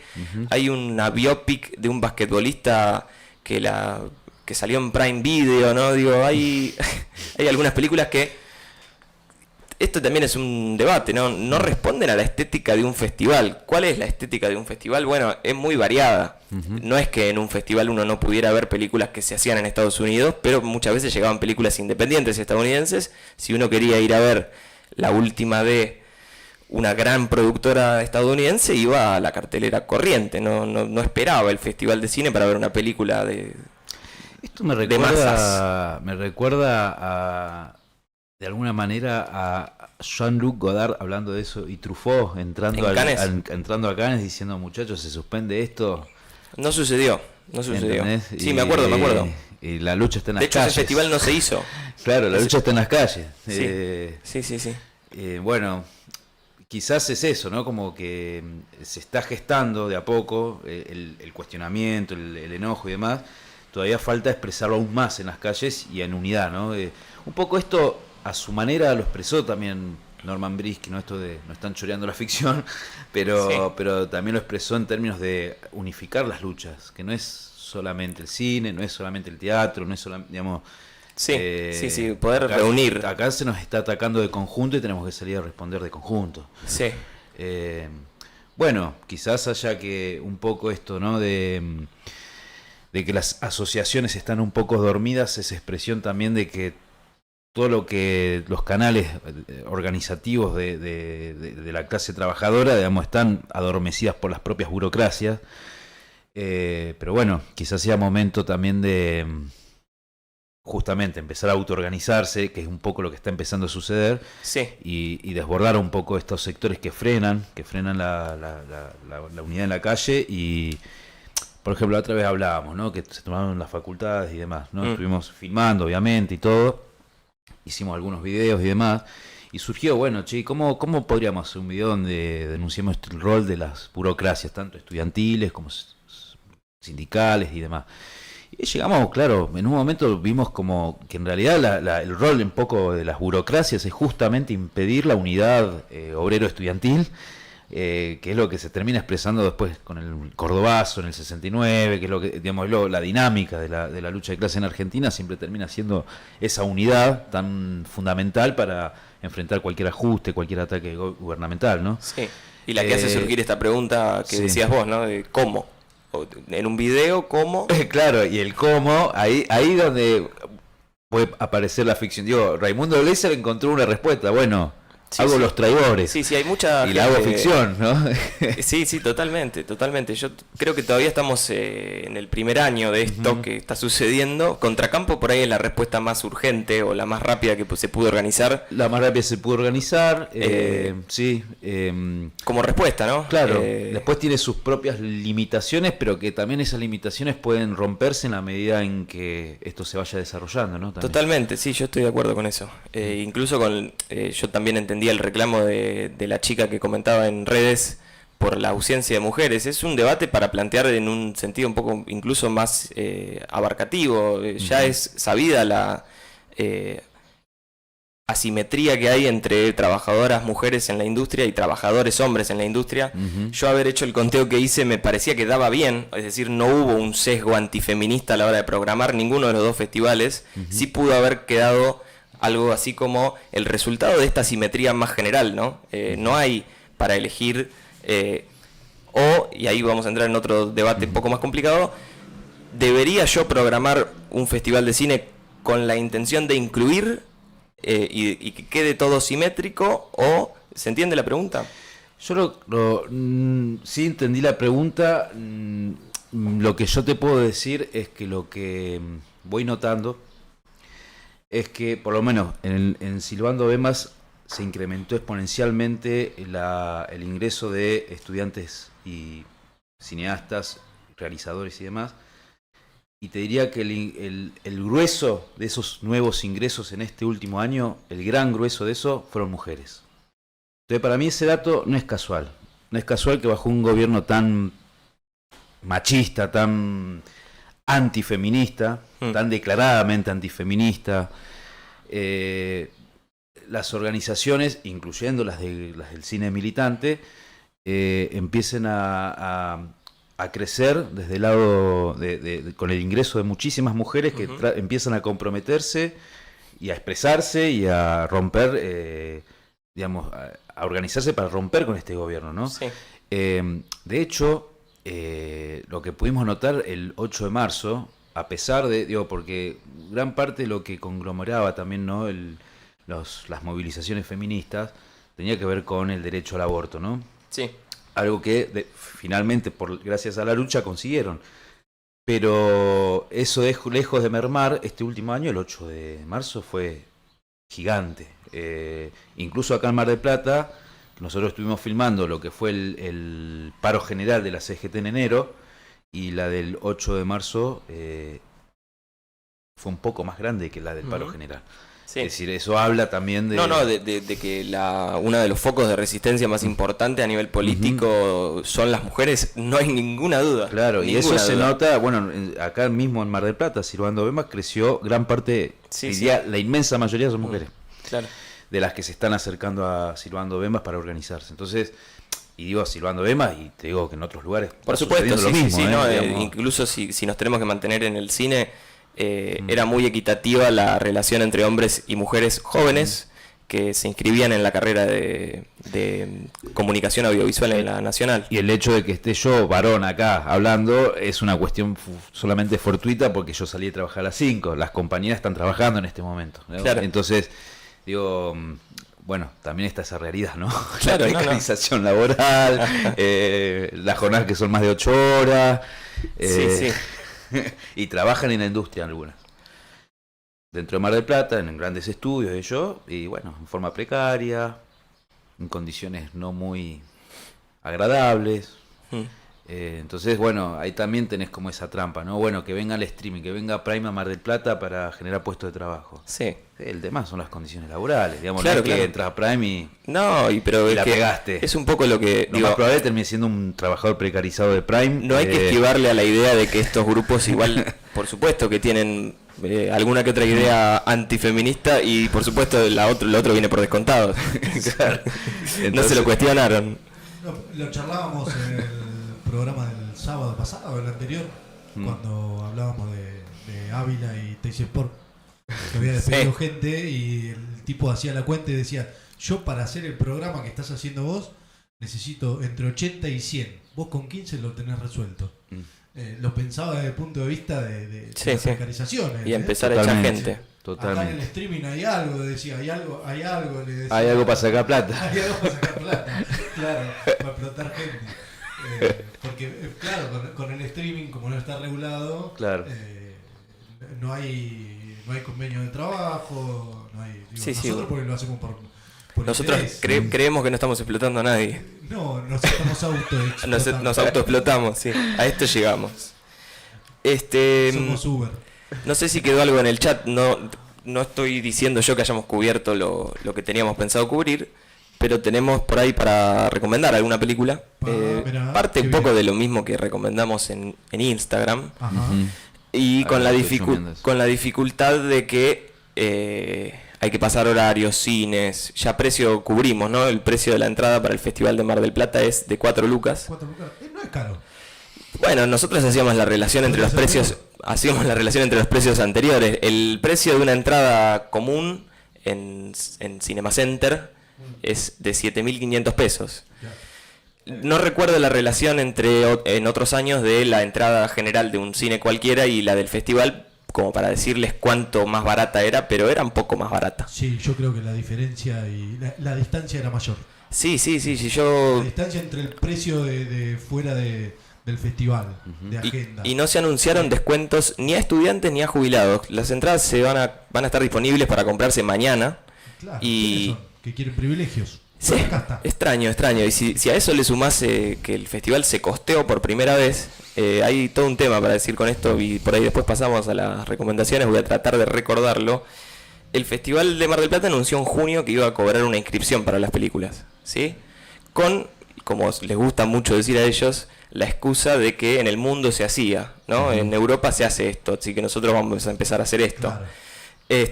Lo que aclaraba muy bien un programador de cine que se llama Roger Cosa, es un cordobés que tiene a su cargo la programación del DOC Buenos Aires y la programación de la Berlinale en Berlín. Entonces es un tipo que sabe de programación, de lo que se mueve internamente a la hora de programar y por supuesto de lo que hablaba yo al principio, que era qué implicancias políticas y qué implicancias artísticas tiene programar, ¿no? Programar no es seleccionar películas como se te canta. Ah, ¿no? Hay que seleccionar películas con algún tipo de criterio. Después Con un podemos criterio. hablar de ese Es criterio. todo un trabajo. Es un seleccionar laburo. películas, ¿sí? También igual a la gestión actual le vamos a decir, se tuvieron que sentar quizás a ver 250 películas, pero bueno, es su laburo, muchachos. Exacto. Entonces, para resumirlo más o menos, Roger Cosa decía, los festivales de Europa que cobran una cuota de inscripción, en general tienen dos posibilidades. Una es que estrenan las películas a nivel mundial, es decir, vos que querés inscribir tu película, pones guita, y si te llega a ir bien en Cannes, ya digamos que lo costeaste, ¿se entiende? Por otra parte, los festivales no compran esas películas, las películas se compran. En el Festival de Mar del Plata, el presupuesto del Festival de Mar del Plata está destinado en parte a comprar cuotas de pantalla.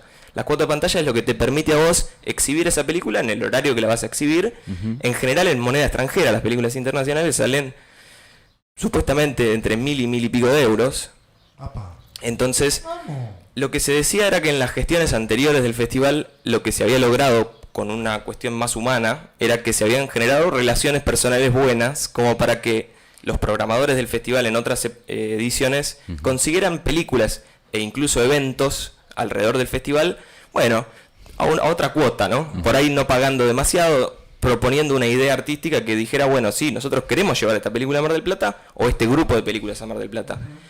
Lo que termina pasando es una ensalada rusa, porque cobran inscripción, no se sabe cuántas películas se inscribieron, no se sabe si las películas inscriptas,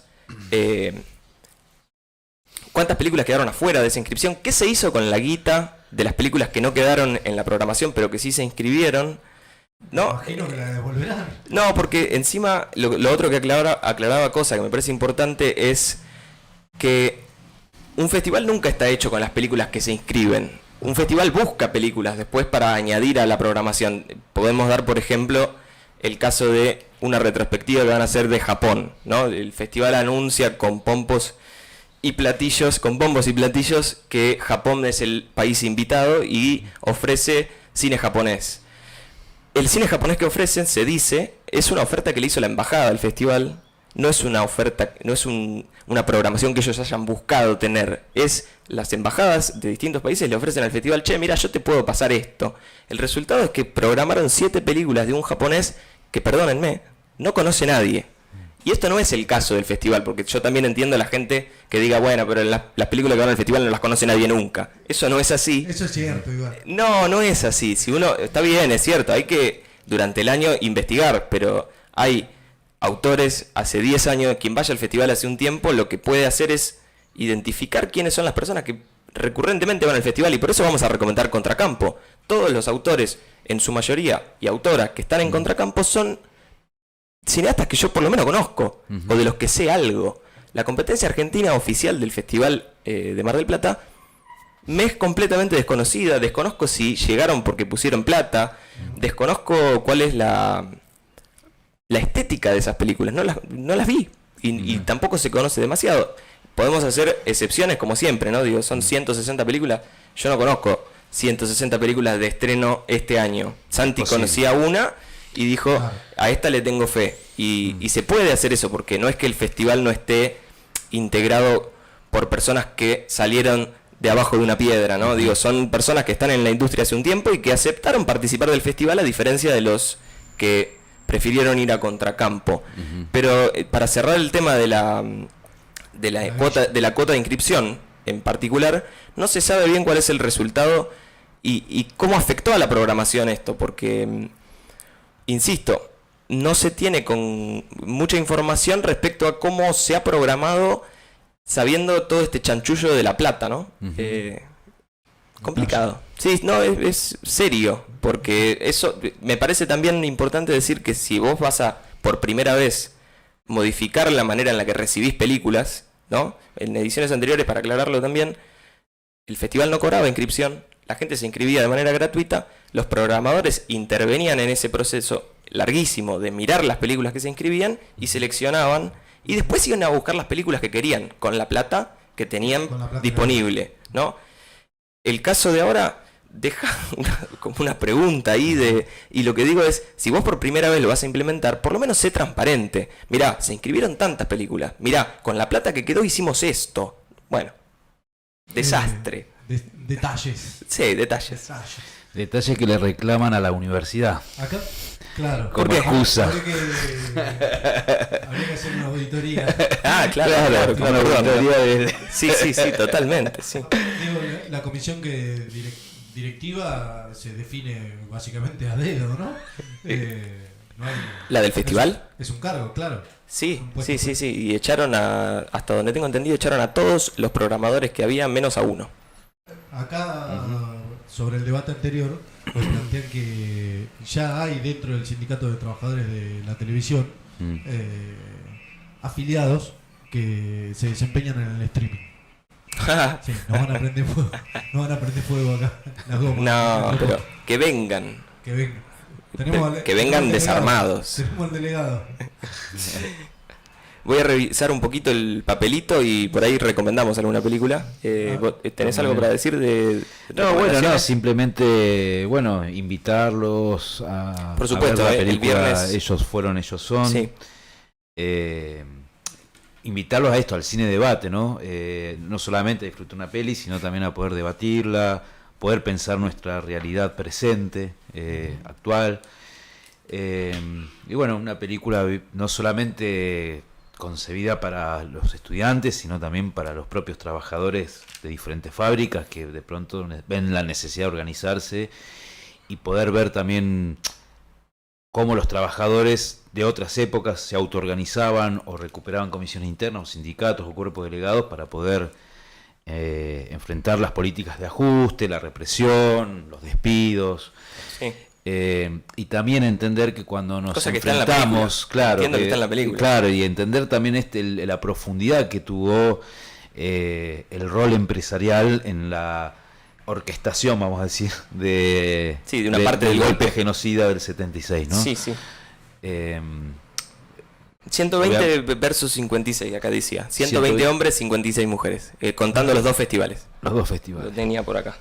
En total, de todos los directores que aparecen. Hay 120 directores hombres y 56 mujeres. Esto nos da Está bien, hay muchas películas que están codirigidas, a veces entre hombres y mujeres, a veces entre mujeres y mujeres, pero hay 148 películas en el Festival de Mar del Plata y por ahora 20 o 20 y pico en Contracampo. ¿Sí? Mirá qué bien. Ahora, ¿en algún momento se discutió un cupo de directoras? No. Nunca. No. Yo creo que no. Que No. yo recuerde, no. Por lo menos, y también insistir, ¿no? En ediciones anteriores del festival, si bien no era simétrico, tampoco era grosera la diferencia. Claro. ¿No? A propósito de eso, tengo acá unos temitas. Había un tema que no lo dijimos cuando arrancamos, que era ¿por qué cubrir el Festival de Mar del Plata y no dedicarnos enteramente a Contracampo? Que es lo que me parece que decidieron hacer muchos medios, o por lo menos gente especializada, ¿no? Gente que, como Roger Cosa, que lo nombraba yo hace un ratito, un tipo que hace por lo menos 20 y pico de años que cubre en su blog, si quieren lo decimos, se llama conlosojosabiertos.com.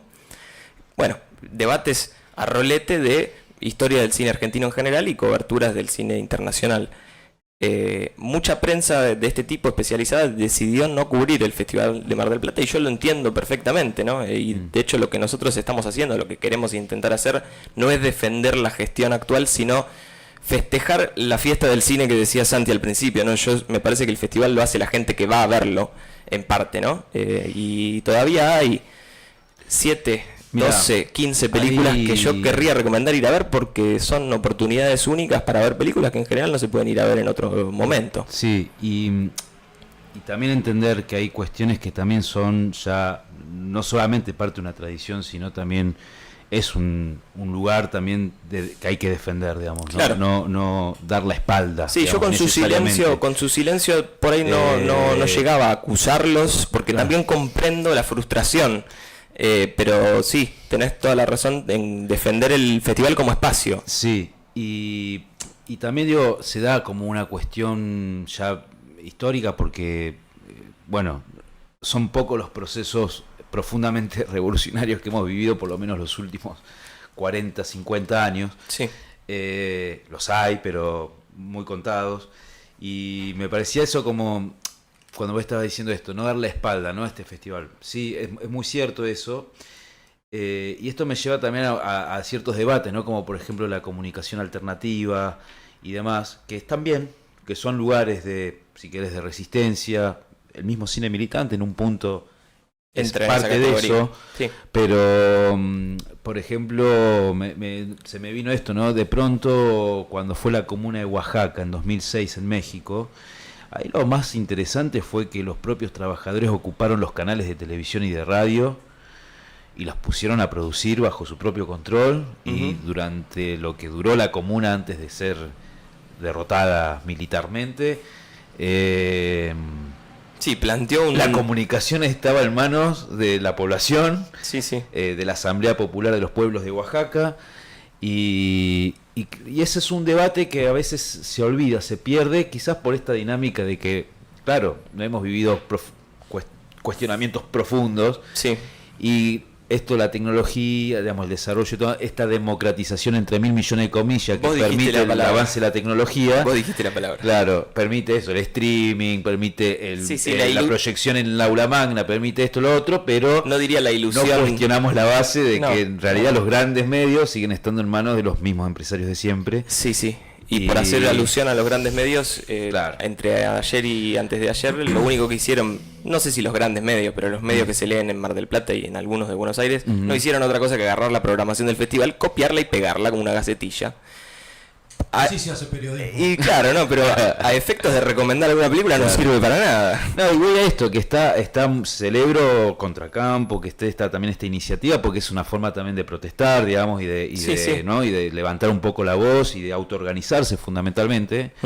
Pero claro, no perder de vista que hay conquistas que hay que defender, que está bien denunciar el contexto actual político. Sí. Pero no por eso dar la espalda por la frustración, sino más bien empezar a luchar por hacer algo diferente con eso, con democratizar los espacios, los festivales, por ejemplo. Sí. Por ejemplo, ¿no? Sí. Nada, algo para para Digo, pensar. que incluso dijo. se puede discutir en el mismo contracampo, ¿no? Es decir, cómo se democratiza, ¿no? ¿Cómo, Sí, cómo sí, hacemos sí. para que el ¿Cómo? festival sea más democrático? Claro, incluso este contracampo, ¿no? Digo, Claro. o los futuros contracampos que Totalmente. haya que haber que hacer Totalmente. durante los 3 años que queden o durante el mes y medio, no sé.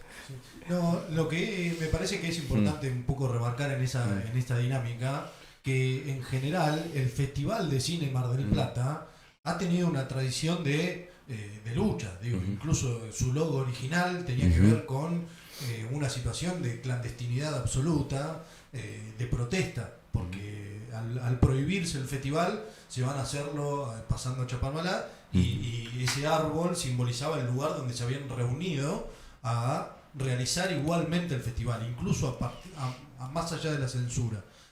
Por ahí lo que está interesante, ustedes mencionan Contracampo, el Festival de Cine, del festival hay poca gente dando notas, dispuestos a dar información, supongo que debe ser por los palos que pueden llegar.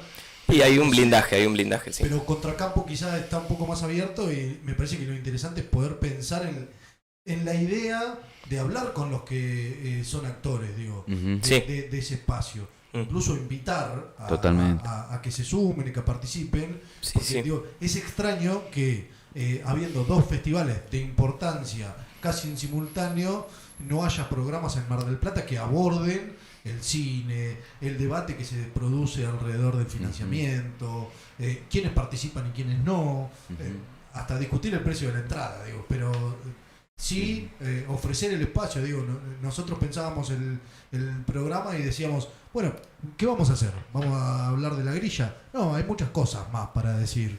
Sí, y bueno, todavía también yo también les decía cuando arrancábamos que estamos un poco adelantados, todavía incluso quedan una semana y media hasta que arranquen, pueden pasar cositas. No, bueno, cositas buenas, algunas cositas buenas, entre tanta merd. Como decías esto vos, ¿no? De recomendar grilla, la verdad que es complicado, yo preferiría decirle que vayan a Instagram, ¿no? Claro. Pero Ahí hay buena data. quiero hacer un foco en algo concreto que se anunció en Contracampo ayer. Que justo nosotros armamos la programación de Contracampo creo que antes de ayer.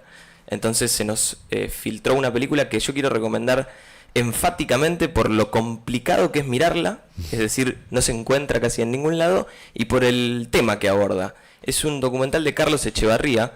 Carlos Echevarría es el director de Juan, como si nada hubiera sucedido. Yo no la vi, pero es una película. Peliculón. Bueno, Peliculón. ahí lo tienen, al señor que si quiere puede ampliar. Pero es un documental sobre Bayer, no me sale el nombre ahora. Osvaldo Bayer, que lo filma desde su exilio en Alemania y logra seguirlo en ese recorrido hasta que llega a la primavera democrática en Argentina. Yo creo que con eso alcanza para hablar de la magnitud, claro, porque es un retrato muy personal de Bayer, pero al mismo tiempo es imposible no detectar, seguro, en la película, yo no la vi, el alrededor de ese momento de la Argentina, porque seguramente está muy... ahí se le presta mucha atención a la calle, a cómo se estaba moviendo el pueblo, a cómo se estaba festejando la recuperación de la democracia, y todo esto alrededor de Bayer, no es alrededor de cualquier persona, es alrededor de Bayer, que seguramente estaba muy joven. Creo que algo de eso puede ser que en algún momento cuando vino Leo Fernández estuvimos charlando. Estuvimos charlando, pero no mencionamos exilio y Claro, era el retorno. archivo, sobre el archivo de Bayer. Claro, las películas que hizo Fernández se hicieron en el 2001 una y en el 2007, 8 otra, y la tercera que se estrenó ahora, que está en el canal de YouTube de Un Gallo para Esculapio. Claro, para ir a verla. Pero exilio creo que es exilio, tiene un nombre en alemán, porque hay toda una historia detrás de la película, que insisto, se va a proyectar en Contracampo, en @contracampocine van a tener la información, todavía no está disponible ni el precio ni por dónde se van a comprar las entradas, pero se va a proyectar ahí y... Ay, cómo me funciona la cabeza, che, mal me funciona. ¿Viste? ¿Viste? Mirá. Sí, es que ahí yo tendría que haber dicho amo. Vamos, yo salgo con esa. Sí. Grilla. Sí, Festival Internacional de Cine Mar del Plata. no, tampoco, de Mar del Plata, sí. Lucas, me falta que me diga que me llamo. Mira, lo voy a tener que posponer, pero supongo que me quería referir a la época en la que se hizo, ¿no? Y a lo dificultoso que es encontrar para verla, o sea, que aprovechen la oportunidad de verla, y también a contar la historia concreta de la película. La película se hace en Alemania, o se empieza a hacer en Alemania. Acá en Argentina no tiene un buen recibimiento, no la quieren difundir demasiado, y por lo que tengo entendido, la copia que hay para ver es una copia que tiene subtítulos en alemán. Pero que obviamente cuando se habla en español, se habla en español. No es que los voy a mandar a ver algo que no se va a entender. Pero habla un poco de cómo es el detrás de la producción de la película e incluso de la distribución de la película. La han decidido tapar a la película. Entonces eso la vuelve importante. Algo como lo de la película Juan, como si no hubiese sucedido, que tiene algo esto, el elemento performativo que hablábamos hoy de cuando surge la cámara de video, ¿no? Esto de mostrar un poco el dispositivo que está funcionando detrás de un documental en este caso. Sí. Hay una escena brillante, se puede ver en YouTube fácilmente, muy fácilmente, en buena calidad incluso. ¿Sí? Sí. Mira. Y hay un momento donde el director confronta a un alto mando militar. En una entrevista. Estamos hablando de una película filmada en el 84. Sí. Sí. Digo, relativamente mucho más fácil poder hablar sobre los militares hoy. Por supuesto, y no en el 84 a un año y medio de... Claro. Bueno, el tipo en el 84 va con la cámara a la casa de un alto mando militar y lo confronta por el desaparecido Bariloche, ¿no? Cojones. Brutal y muy buena película. Muy buena, muy confrontativa. Es una película con mucho coraje, está hecha con mucho coraje. Hay otra película, Barberis creo que es el director. ¿Actual? No. No, también más o menos de la misma época, que es sobre Malvinas. Y este Barberis es parte del grupo Cine de la Base de Raimundo Gleiser. Bien. También en el 80, o sea, Raimundo Gleiser ya estaba desaparecido. Sí. El grupo Cine de la Base siguió haciendo documentales, entre ellos Las Tres Armas y demás. Y está esta de Malvinas, que también la recomiendo, pues muy poco conocida. También es de fácil ver en YouTube. Claro, lo importante es eso. Y cuando uno la ve, o sea, tenés soldados que vienen de la derrota en Malvinas diciendo, ahora entiendo la revolución nicaragüense, yo me quiero enrolar ahí porque entiendo ahora lo que es el ataque imperialista. O sea, soldados que terminan volcándose a favor de los procesos revolucionarios que se fueron dando en los 80, a partir de su experiencia de ver lo que vieron la dictadura y de militar en la guerra de Malvinas. Sí. No solo lo que sintieron, sino la traición que sufrieron por parte de los altos mandos militares, ¿no? Claro, sí. Cosas que no se hablan mucho, ¿no? No recuerdo bien el título, pero es del grupo Cine de la Base. Si querés buscar, tenemos tiempo. Lo busco bien, a ver. En Contracampo había más cosas para ver, pero yo quería mencionar esa porque es importante. Todavía no está anunciada, pero también tengo un trascendido. A ver si les gano de mano me muero. Existe la posibilidad de que esté una película de un director chileno, que es La Excepción, porque igual a mí me sorprendieron estos muchachos. Voy a explicar bien cómo se va a pasar Exilio y cómo se van a pasar otras películas. Contracampo programó películas contemporáneas, es decir, películas que se hicieron este año o el año pasado y que se terminaron de hacer este año. Y yo pensé que iban a seguir por esa línea únicamente, iban a pasar películas del 2024 argentinas, ese fue el criterio, hasta que ayer anunciaron que la Filmoteca de Buenos Aires, que está a cargo de Fernando Martín Peña, y el espacio, creo que es Cineclub Dínamo, que es Müller, creo que es el apellido de quien lo regenta, se asociaron, que es algo que suelen hacer porque en Dínamo suele haber películas de la Filmoteca que se las presta Peña y se intercambian archivos. Por lo tanto, las películas van a ser esto también es lo que hablábamos hace un rato, ¿no? de purista, pero van a estar en 16 milímetros. Y se van a proyectar... yo jamás vi, pero bueno, es un detalle. Se van a proyectar Breve Cielo también, que es una película del año 60, si no me equivoco, de David José Cohn, que también la recomendamos. Y lo que decía yo, una especie de primicia, que es lo que rompe con este criterio de argentinas. Hay una película chilena, si es que no me pasaron mal el dato, que es una película de Torres Leiva que se llama, es hermoso el título, Cuando las nubes se esconden en la sombra. Mirá. No sé si conocen el fenómeno. No. ¿Ah? Bueno. Con María Alché, la directora de Puan, no sé si vio Puan. Juan, sí. La directora de Puan que fue protagonista en la película de Lucrecia Martel, La Niña Santa. La Niña Santa. Esa es María Alché. Mirá. Va a protagonizar una película chilena que ojalá que llegue a Contracampo. Si llega a Contracampo la recomendamos. El título me suena mencionaban hoy el fondo del aire es rojo, esos títulos. Está bueno, el fondo del aire rojo está bueno. Yo vi una película de Torres Leiva, no sabía, no lo conozco así mucho, pero vi una película de él en el festival del 2019 que se llamaba, también un título, Vendrá la muerte y tendrá tus ojos. Ah, A mí- ese es un libro. Mirá. Hay libro. Sí. A mí no me voló la cabeza, pero bueno, volarle uno la cabeza tampoco es que sea un criterio muy claro. Así que recomiendo ver esta que nombrábamos recién con María Alché. Y por las dudas no maten al mensajero. Es todo fair play, creo. Yo creo que vi algo de eso por ahí, en una publicación. Y bueno, desde que nosotros nos sentamos acá a hablar hasta ahora podría haber cambiado la cosa, ¿no? No, hace unos días. Hace unos días creo que vi algo. ¿Usted me está diciendo que ya sabí, que vio esto que yo estoy diciendo ahora? Creo que en una publicación compartida por algún chileno. Ah, mirá cómo tiene el data Sí, también. sí. Bien. En mis tiempos libres Pispeo, por no decir soy- estalqueo. soy, claro, stalkeo. Sí, pero mucho más no puedo. Si quieren sigo, nosotros nombramos una película de Mariano Ginás que, insisto, tiene que ver con algo que ya venían haciendo, por lo menos hay una película anterior sobre la figura de Corsini, y que, bueno, por ahí no alienta demasiado, una cosa pretérita, pero por lo que entiendo es una película que confronta al pasado con un interés actual y que propone preguntas interesantes. Algo nuevo, algo viejo, algo prestado, de Hernán Rosselli, que también la recomendamos en Instagram.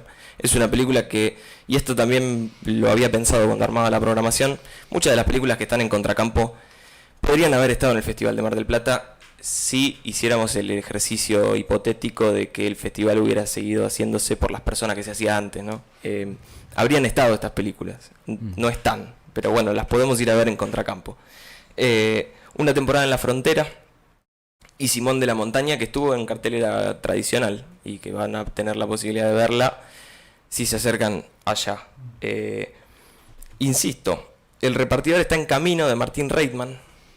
Es interesante esa película de Reitman, porque Reitman es un director que en general se metía con el cine de ficción, y si bien acá seguramente haga algo parecido, el tema a retratar son trabajadores de Uber, de Rappi, perdón, de Pedido Ya, en, creo, otro país, no fue en Argentina, pero en época de pandemia el tipo encontró un espacio mucho más reducido a lo que eran las producciones con muchos actores y con muchos técnicos, y hizo una película chiquita que se hace la pregunta por estas apps y por el fenómeno de verlas en las calles, porque lo conocemos, ¿no? Hay una nota de hace algunos años donde se relata, porque uno de los que estaba trabajando en la producción se inscribe para repartir. Mirá. Hay un trabajo previo de campo, Sí. incluso lo hicieron con un periodista de, no sé si de Página 12, que alguien se anota como repartidor y está, creo que 10 días, y luego hace una especie de crónica mientras iban grabando. ¿Qué significaba ser un repartidor?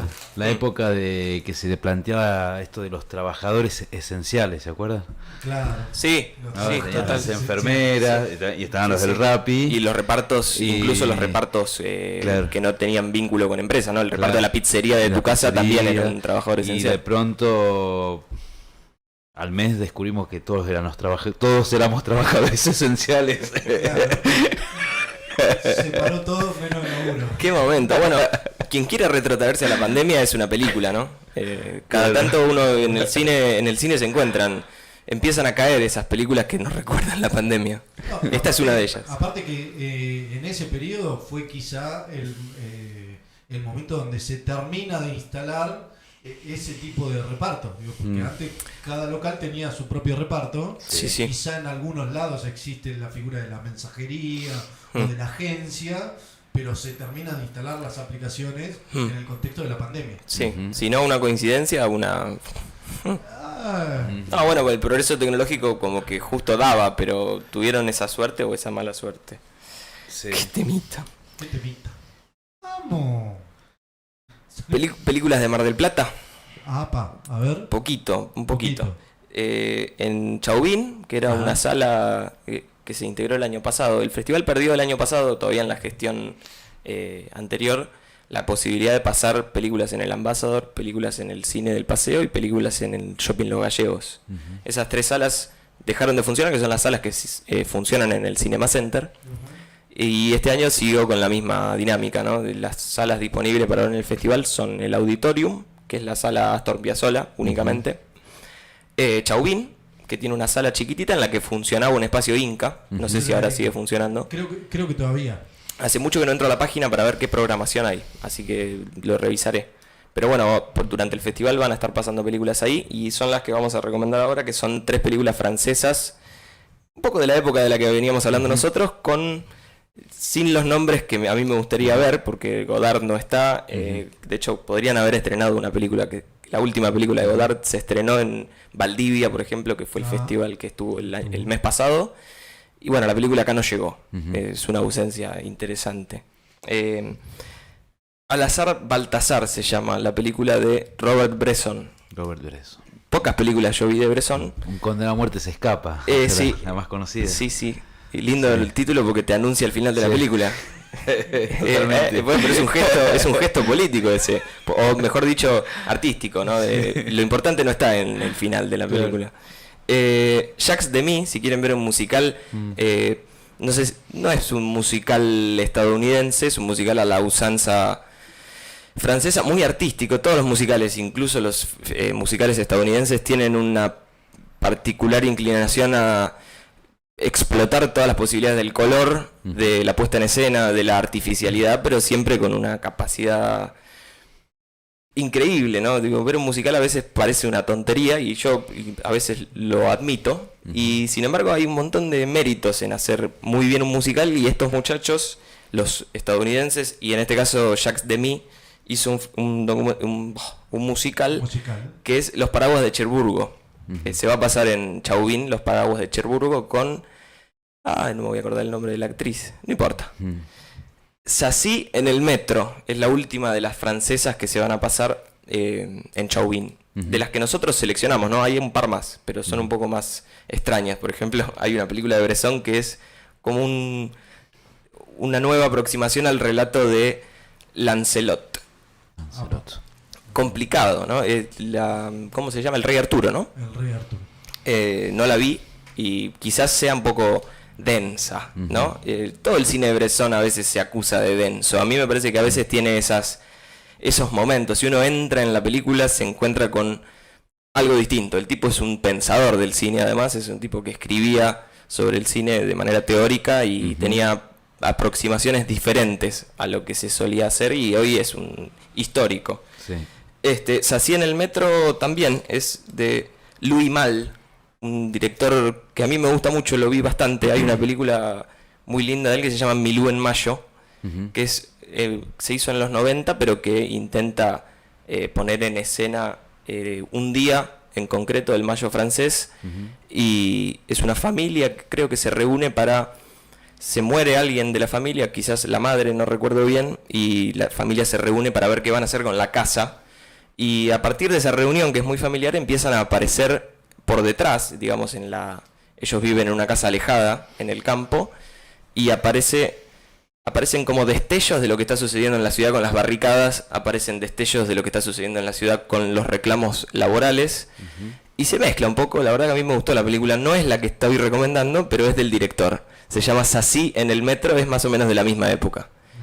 Está buena, Mezcla los ritmos de vida.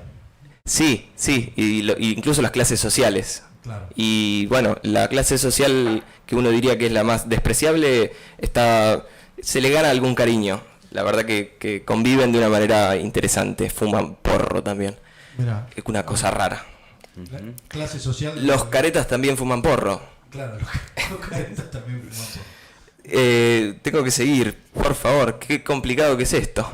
Viste que yo leía estas cosas, yo leía recomendaciones para el festival y las leía por escrito, claro. Querido. Aparte, digo, dato de color de la época, digo, las clases sociales piolas. No sé si vieron los videos que aparecieron de la dueña de un comercio filmando a su empleada. ¿Qué tipo denuncia? Sí, ¿Quemándola? Sí, no saben la violencia que expresa esa señora, que acusa de negra berreta a su empleada, muy oxigenado el pelo. Cuando se le enfoca a la empleada que había tenido un problema laboral, le dice, miren lo negra que es, miren, más negra no se puede ser, más cerca, más negra, más cerca, más negra, y de pronto da vuelta a la cámara y está toda teñida rubio, con la ceja negra. Es hermoso, es cine. Qué desprecio, ¿no? Sí, la chica salió en sus redes porque dice, miren lo que me están haciendo.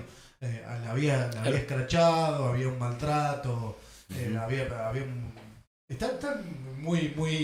ayer creo que fue, antes de ayer. Cine total. Cine y clasismo. Para representar, es la cheta de Nordelta, ¿se acuerdan? Pero dueña de un comercio. Bueno, el ascenso social. Ponele. Bueno. Vende carteras. Hay 3 películas argentinas que son parte de una retrospectiva que armaron. Hay más, yo solamente seleccioné 3. Los Venerables Todos es de Manuel Antín. Manuel Antín fue, entre otros, director de la FUC, que es la Universidad del Cine, en Buenos Aires. Fue director, obviamente, en esa época de la década del 60. Un director interesante, muy amigo de Cortázar. Y un juguetón, ¿no? Un tipo que se proponía cosas como mezclar la realidad con el sueño, alterar algunas de las estructuras del relato clásico. Insisto, es un tipo al que prestarle atención a lo que hizo, y otra vez, ¿no? Es la oportunidad de ver películas que a veces uno tiene que quedar viéndolas por YouTube, y las puedes ir a ver en el cine, ojalá que se vean bien. Es interesante. Buenos Aires viceversa, no la vi. Alejandro Agresti. ¿La viste? Sí. ¿Qué onda? Yo te diría que es una buena peli para también pensar el tema del gatillo fácil en Argentina. Tiene algo de eso, algo de ese elemento, ¿no? Bueno, si me pongo a pensar, es una película de los 90. 98 creo. Y sí. en los 90 es donde surge Correp y otras organizaciones de ese tipo, donde justamente se denuncia el abuso policial y demás. Y la película se inscribe un poco en esa sintonía, ¿no? ¿Es comparable estéticamente o temáticamente con la película de Gastón Pauls y Darín, 9 Reinas? Si uno quiere ir a investigar esa época de Argentina... Sí, yo te diría que se aproxima más a Pisa Birra Faso. Agresti, ¿no? Se aproxima más a Pisa Birra Faso. La película Buenos Aires viceversa. Sí, ¿no? genial. No, Agresti es mucho más amplio que eso, ¿no? Bien. Me gusta la Buenos referencia. Aires viceversa, te diría que se aproxima más a Pisa Birra Faso. Pisa Birra Faso también está para ver si alguien... A mí me parece que en claro. el contenido esto de... Sí, el contenido. También. Bien. Pisa Birra Faso se puede ir a ver también. Está en el Festival de Mar del Plata. Sí. ¿En serio? Sí, se puede ir a ver. Yo no la mencioné porque sé que es una película más fácil de ver. Sí. El que ve el título va a ir a verla. No, obvio, seguro, y seguramente le vaya bien, pero es una película que se puede conseguir para ver más fácilmente. Tuvo Netflix también. Claro, Sí. Entiendo que sí. Hay Y mucha después, cuchencia ahí. yo no la vi, es El Jefe de Ayala. Ayala y Olivera fueron una dupla productiva que a veces trabajaron juntos, otras veces no. El Jefe es una película de 1958. No recuerdo ahora los intérpretes, pero es la película más vieja de la retrospectiva que están haciendo y es recomendable. Junto con la de Ayala también está La Patagonia Rebelde, que sí es de Olivera, que no la vi y que, bueno, la pongo también en una lista de recomendadas si uno no se quisiera volver loco, ¿no? Porque si no nos quedamos hasta pasado mañana. Totalmente. Yo recuerdo la última vez que pude frecuentar el Festival de Cine, hubo un momento que salía de un lugar y me metía al otro y no sabía dónde entraba. Sí. Porque Ese ritmo. Igual yo, a medida que fui empezando a laburar, tuve que limitar un poco, ¿no? Elegir estratégicamente. Bueno, claro. Yo más de 6 películas no miro y tengo 2 semanas. No, hay gente que mira mucha más cantidad de películas y sale un poco yo en patinando. Yo he llegado en épocas de muchísima juventud. Sí. Ver 6 películas en un día. ¿Cuántas? 6 en un día. Claro, ¿no? Arrancar 10 de la mañana y terminar a las 2 de la mañana mirando películas. Recuerdo que nunca, después volví a tener esa sensación, creo que cuando vi The Walking Dead, de entrar a una sala de cine y salir y entrar a la otra, Sí. y salir y entrar a la otra, y fue como maratonear una serie, y claro. cuando volvés a la realidad decís, este me quiere comer. Bueno, esa era una de las A este le tengo que clavar una estaca en el pecho. Una de las preguntas que le iba a hacer a Santi, que va a estar cubriendo el festival. Nosotros igual insultamos a la plataforma que está cubriendo el festival, pero no importa. Santi no está. Le quería preguntar eso, ¿no? ¿Qué ritmo? Porque si vas a hacer reseñas, es un ritmo complicado, ¿no? Uno sale de una película, tiene que escribir sobre la película como para hacer un comentario, y eso demanda... Sí. Tiempo, criterio a la hora de escribir, y esto, ¿no? Explotarse. En los casos en los que los festivales también llaman, hay todo un negocio, si quieren, de crítica cinematográfica, y hay muchos jóvenes argentinos que incluso van a festivales en Europa a trabajar de críticos, y se les arma la experiencia crítico, ¿no? Los meten en un Airbnb. No son, a veces son reclamados, son críticos jóvenes que tienen alguna especie de carrera empezada, y entonces hay gente que dice, nosotros queremos que vengas a escribir para Locarno, ¿no? Entonces van a Suiza, están 2 semanas, se alojan en un hotel, desconozco qué tan bueno, y ellos relatan, y está bueno cuando uno, porque lo que importa por ahí es ver lo que vieron y qué vieron y cómo lo vieron, etcétera, pero también está el detrás de escena de que es cómo se labura, y se labura así, ¿no? Viendo una tras otra película y tratando de llegar al hotel con muy pocas horas de sueño a escribir la reseña que después vas a tener que entregar y que después la va a juzgar quien te está preparando, ¿no? Es un laburo complicado.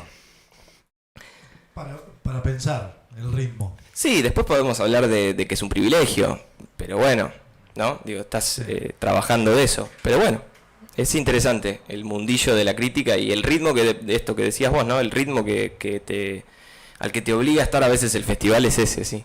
Sí, yo recuerdo, la sensación la tengo presente, de salir. Y la salida a la calle es linda además, ¿viste? Es como... Y ya estaba de noche. Sí, otro aire. Había entrado de día con calor y salí y estaba la ciudad oscura. Sí. Era como las 3 de la mañana. Es cuando las nubes se esconden en la sombra. Claro, ¿va por ahí? No. Es un chiste. Por mi parte, yo no, a menos que Yo de mi parte también. tengan un tema más, yo creo que como inicio de esta transmisión vamos a tratar de corregir un montón de cosas, ¿no? Desde lo que nos sucedió con la música y con la transmisión hasta... No, bueno, yo lo menciono, pero acá estamos. Acá estamos, claro, hemos perdido contra el mejor, sí. El señor Fivertel, el señor Lenovo, todas esas personas que nos dificultan el trabajo. El saludo para la gente de Lenovo que auspicia el programa. ¿Querés venirte para acá un cachito y yo cierro? No te preocupes. Cortamos. Bueno, te manejás vos. Sí. Déjame que haga un repaso chiquitito y si no, bueno, anunciamos que... Yo creo que hay que reiterar la invitación al viernes. Dale, ¿la reitero? Sí, Viernes, este viernes, en el Aula Magna, 18:30 horas. Aula Magna y en el complejo universitario. Ellos son. Ellos fueron, ellos son. Insisto también, si alguien quiere de acá al festival, a que arranque el festival, para ver junto con ellos fueron, ellos son, dejamos en la descripción de este video, del anterior en realidad, no de este, o por ahí se repite, no recuerdo, una película para ver que tiene que ver con la dictadura militar y que recomendamos. Y después hay otra película que es francesa, que es para, bueno, en la descripción dice, ¿no? Para comprender un poco más de qué se trata una película que está programada en el Festival de Mar del Plata, que es contemporánea y que se puede ver. Yo había nombrado Malvinas, se llama Historias de Traiciones. Historias. Jorge Denti es el director, Bien. no Barbieri. Jorge Denti, del grupo Cine La Base. La voy a ir a buscar porque no conozco ni el título ni el director. Sí, muy buena. Una cosa que hay que recordar, que este viernes va a estar en Entre Líneas Juan Solá, Sí.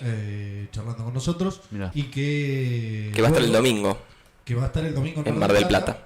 Y que luego de Juan Solá va a venir Néstor Pitrola también a charlar acá en el estudio, así que se pueden dar una vueltita. Tienen un viernes, tienen un programa de viernes. Tenemos un viernes agitado, interesante, Bien. y sobre todo también al calor del debate sobre la literatura que se produjo en estos días, a propósito de la novela Come Tierra, de Dolores Reyes, en el que... Me enteré muy por el costadito, pero hoy, ¿viste cuando te enterás que algo es tendencia en Twitter, pero no entras y te enterás, lees otra cosita y decís, ah, ok, va por acá, y después en mi casa escuché Dolores Reyes, nada más, solamente Dolores Reyes, y ahí dije, ah, pasó esto. Picante, de hecho, bueno, estaba entre los invitados del 22, de este viernes 22, Sí. y imagino que por una cuestión de la exposición, que implica que un vicepresidente te nombre, Sí. y como llamando a que te censuren, Dolores Reyes no respondió, pero está entre la grilla de invitados, y obviamente, más allá de que no estamos en este momento hablando de literatura, digo, hay que enviar un poco la solidaridad, porque más allá del debate de si es pertinente o no, censurar un texto adquiere un carácter de violencia. Pero claro.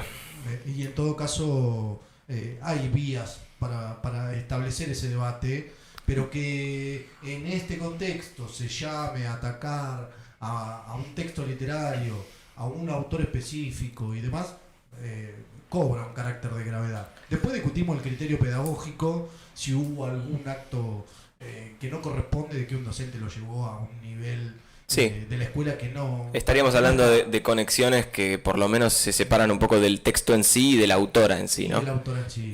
Sí, bueno, parte de estas confusiones y malintenciones tienen que ver con lo que también está pasando en el Inca, ¿no? Sí, Es vinculable totalmente la Pero propuesta. me parece que el debate tiene que ver, obviamente el viernes vamos a charlar un poco de eso con Juan Solá, pero me parece que tiene que ver con que hay un intento de llamado a silencio. Sí, Y la prohibición y la censura, digo, en realidad es lo que nos trajo hasta acá. Durante los 70, los 80, los 90, por más que a los menores no se les permitiera ver al gordo Olmedo, a Olmedo y Porcel, los abusos se seguían produciendo, es decir, no veían las escenas sexuales que había en las películas de Olmedo y Porcel, pero el abuso, la violencia, la sexualidad se seguía por otras vías. Entonces, llamar a la censura, llamar al silencio en el 2024 me parece un poco grave, como mínimo. Pero bueno, el viernes charlaremos un poquito con alguien que sabe más que yo. y sí, seguramente tenga algo para decir, ¿no? Imagino. Bueno, dicho esto, te agradezco, Gerardo, por Muchas venir a gracias, hablar con Peto. nosotros. Creo que el programa nos va a impedir ir a la proyección. No hay problema. Que la verdad que me habría gustado verla. Y estar también, porque no es solo verla, sino esto que vos decías, ¿no? Poder ver qué es lo que va a suceder, que supongo que ustedes tampoco lo saben del todo, ¿no? Y tiene que ver con eso también hacerlo. Sí. Así que, con la promesa de venir el viernes, con la promesa de venir el sábado y con la promesa de continuar con esto cuando podamos coordinarlo, nos vamos despidiendo de este especial dedicado a Contracampo y a el Festival de Cine de Mar del Plata. Ampliaremos, si podemos, más películas a medida que se vaya transmitiendo la información. Chau.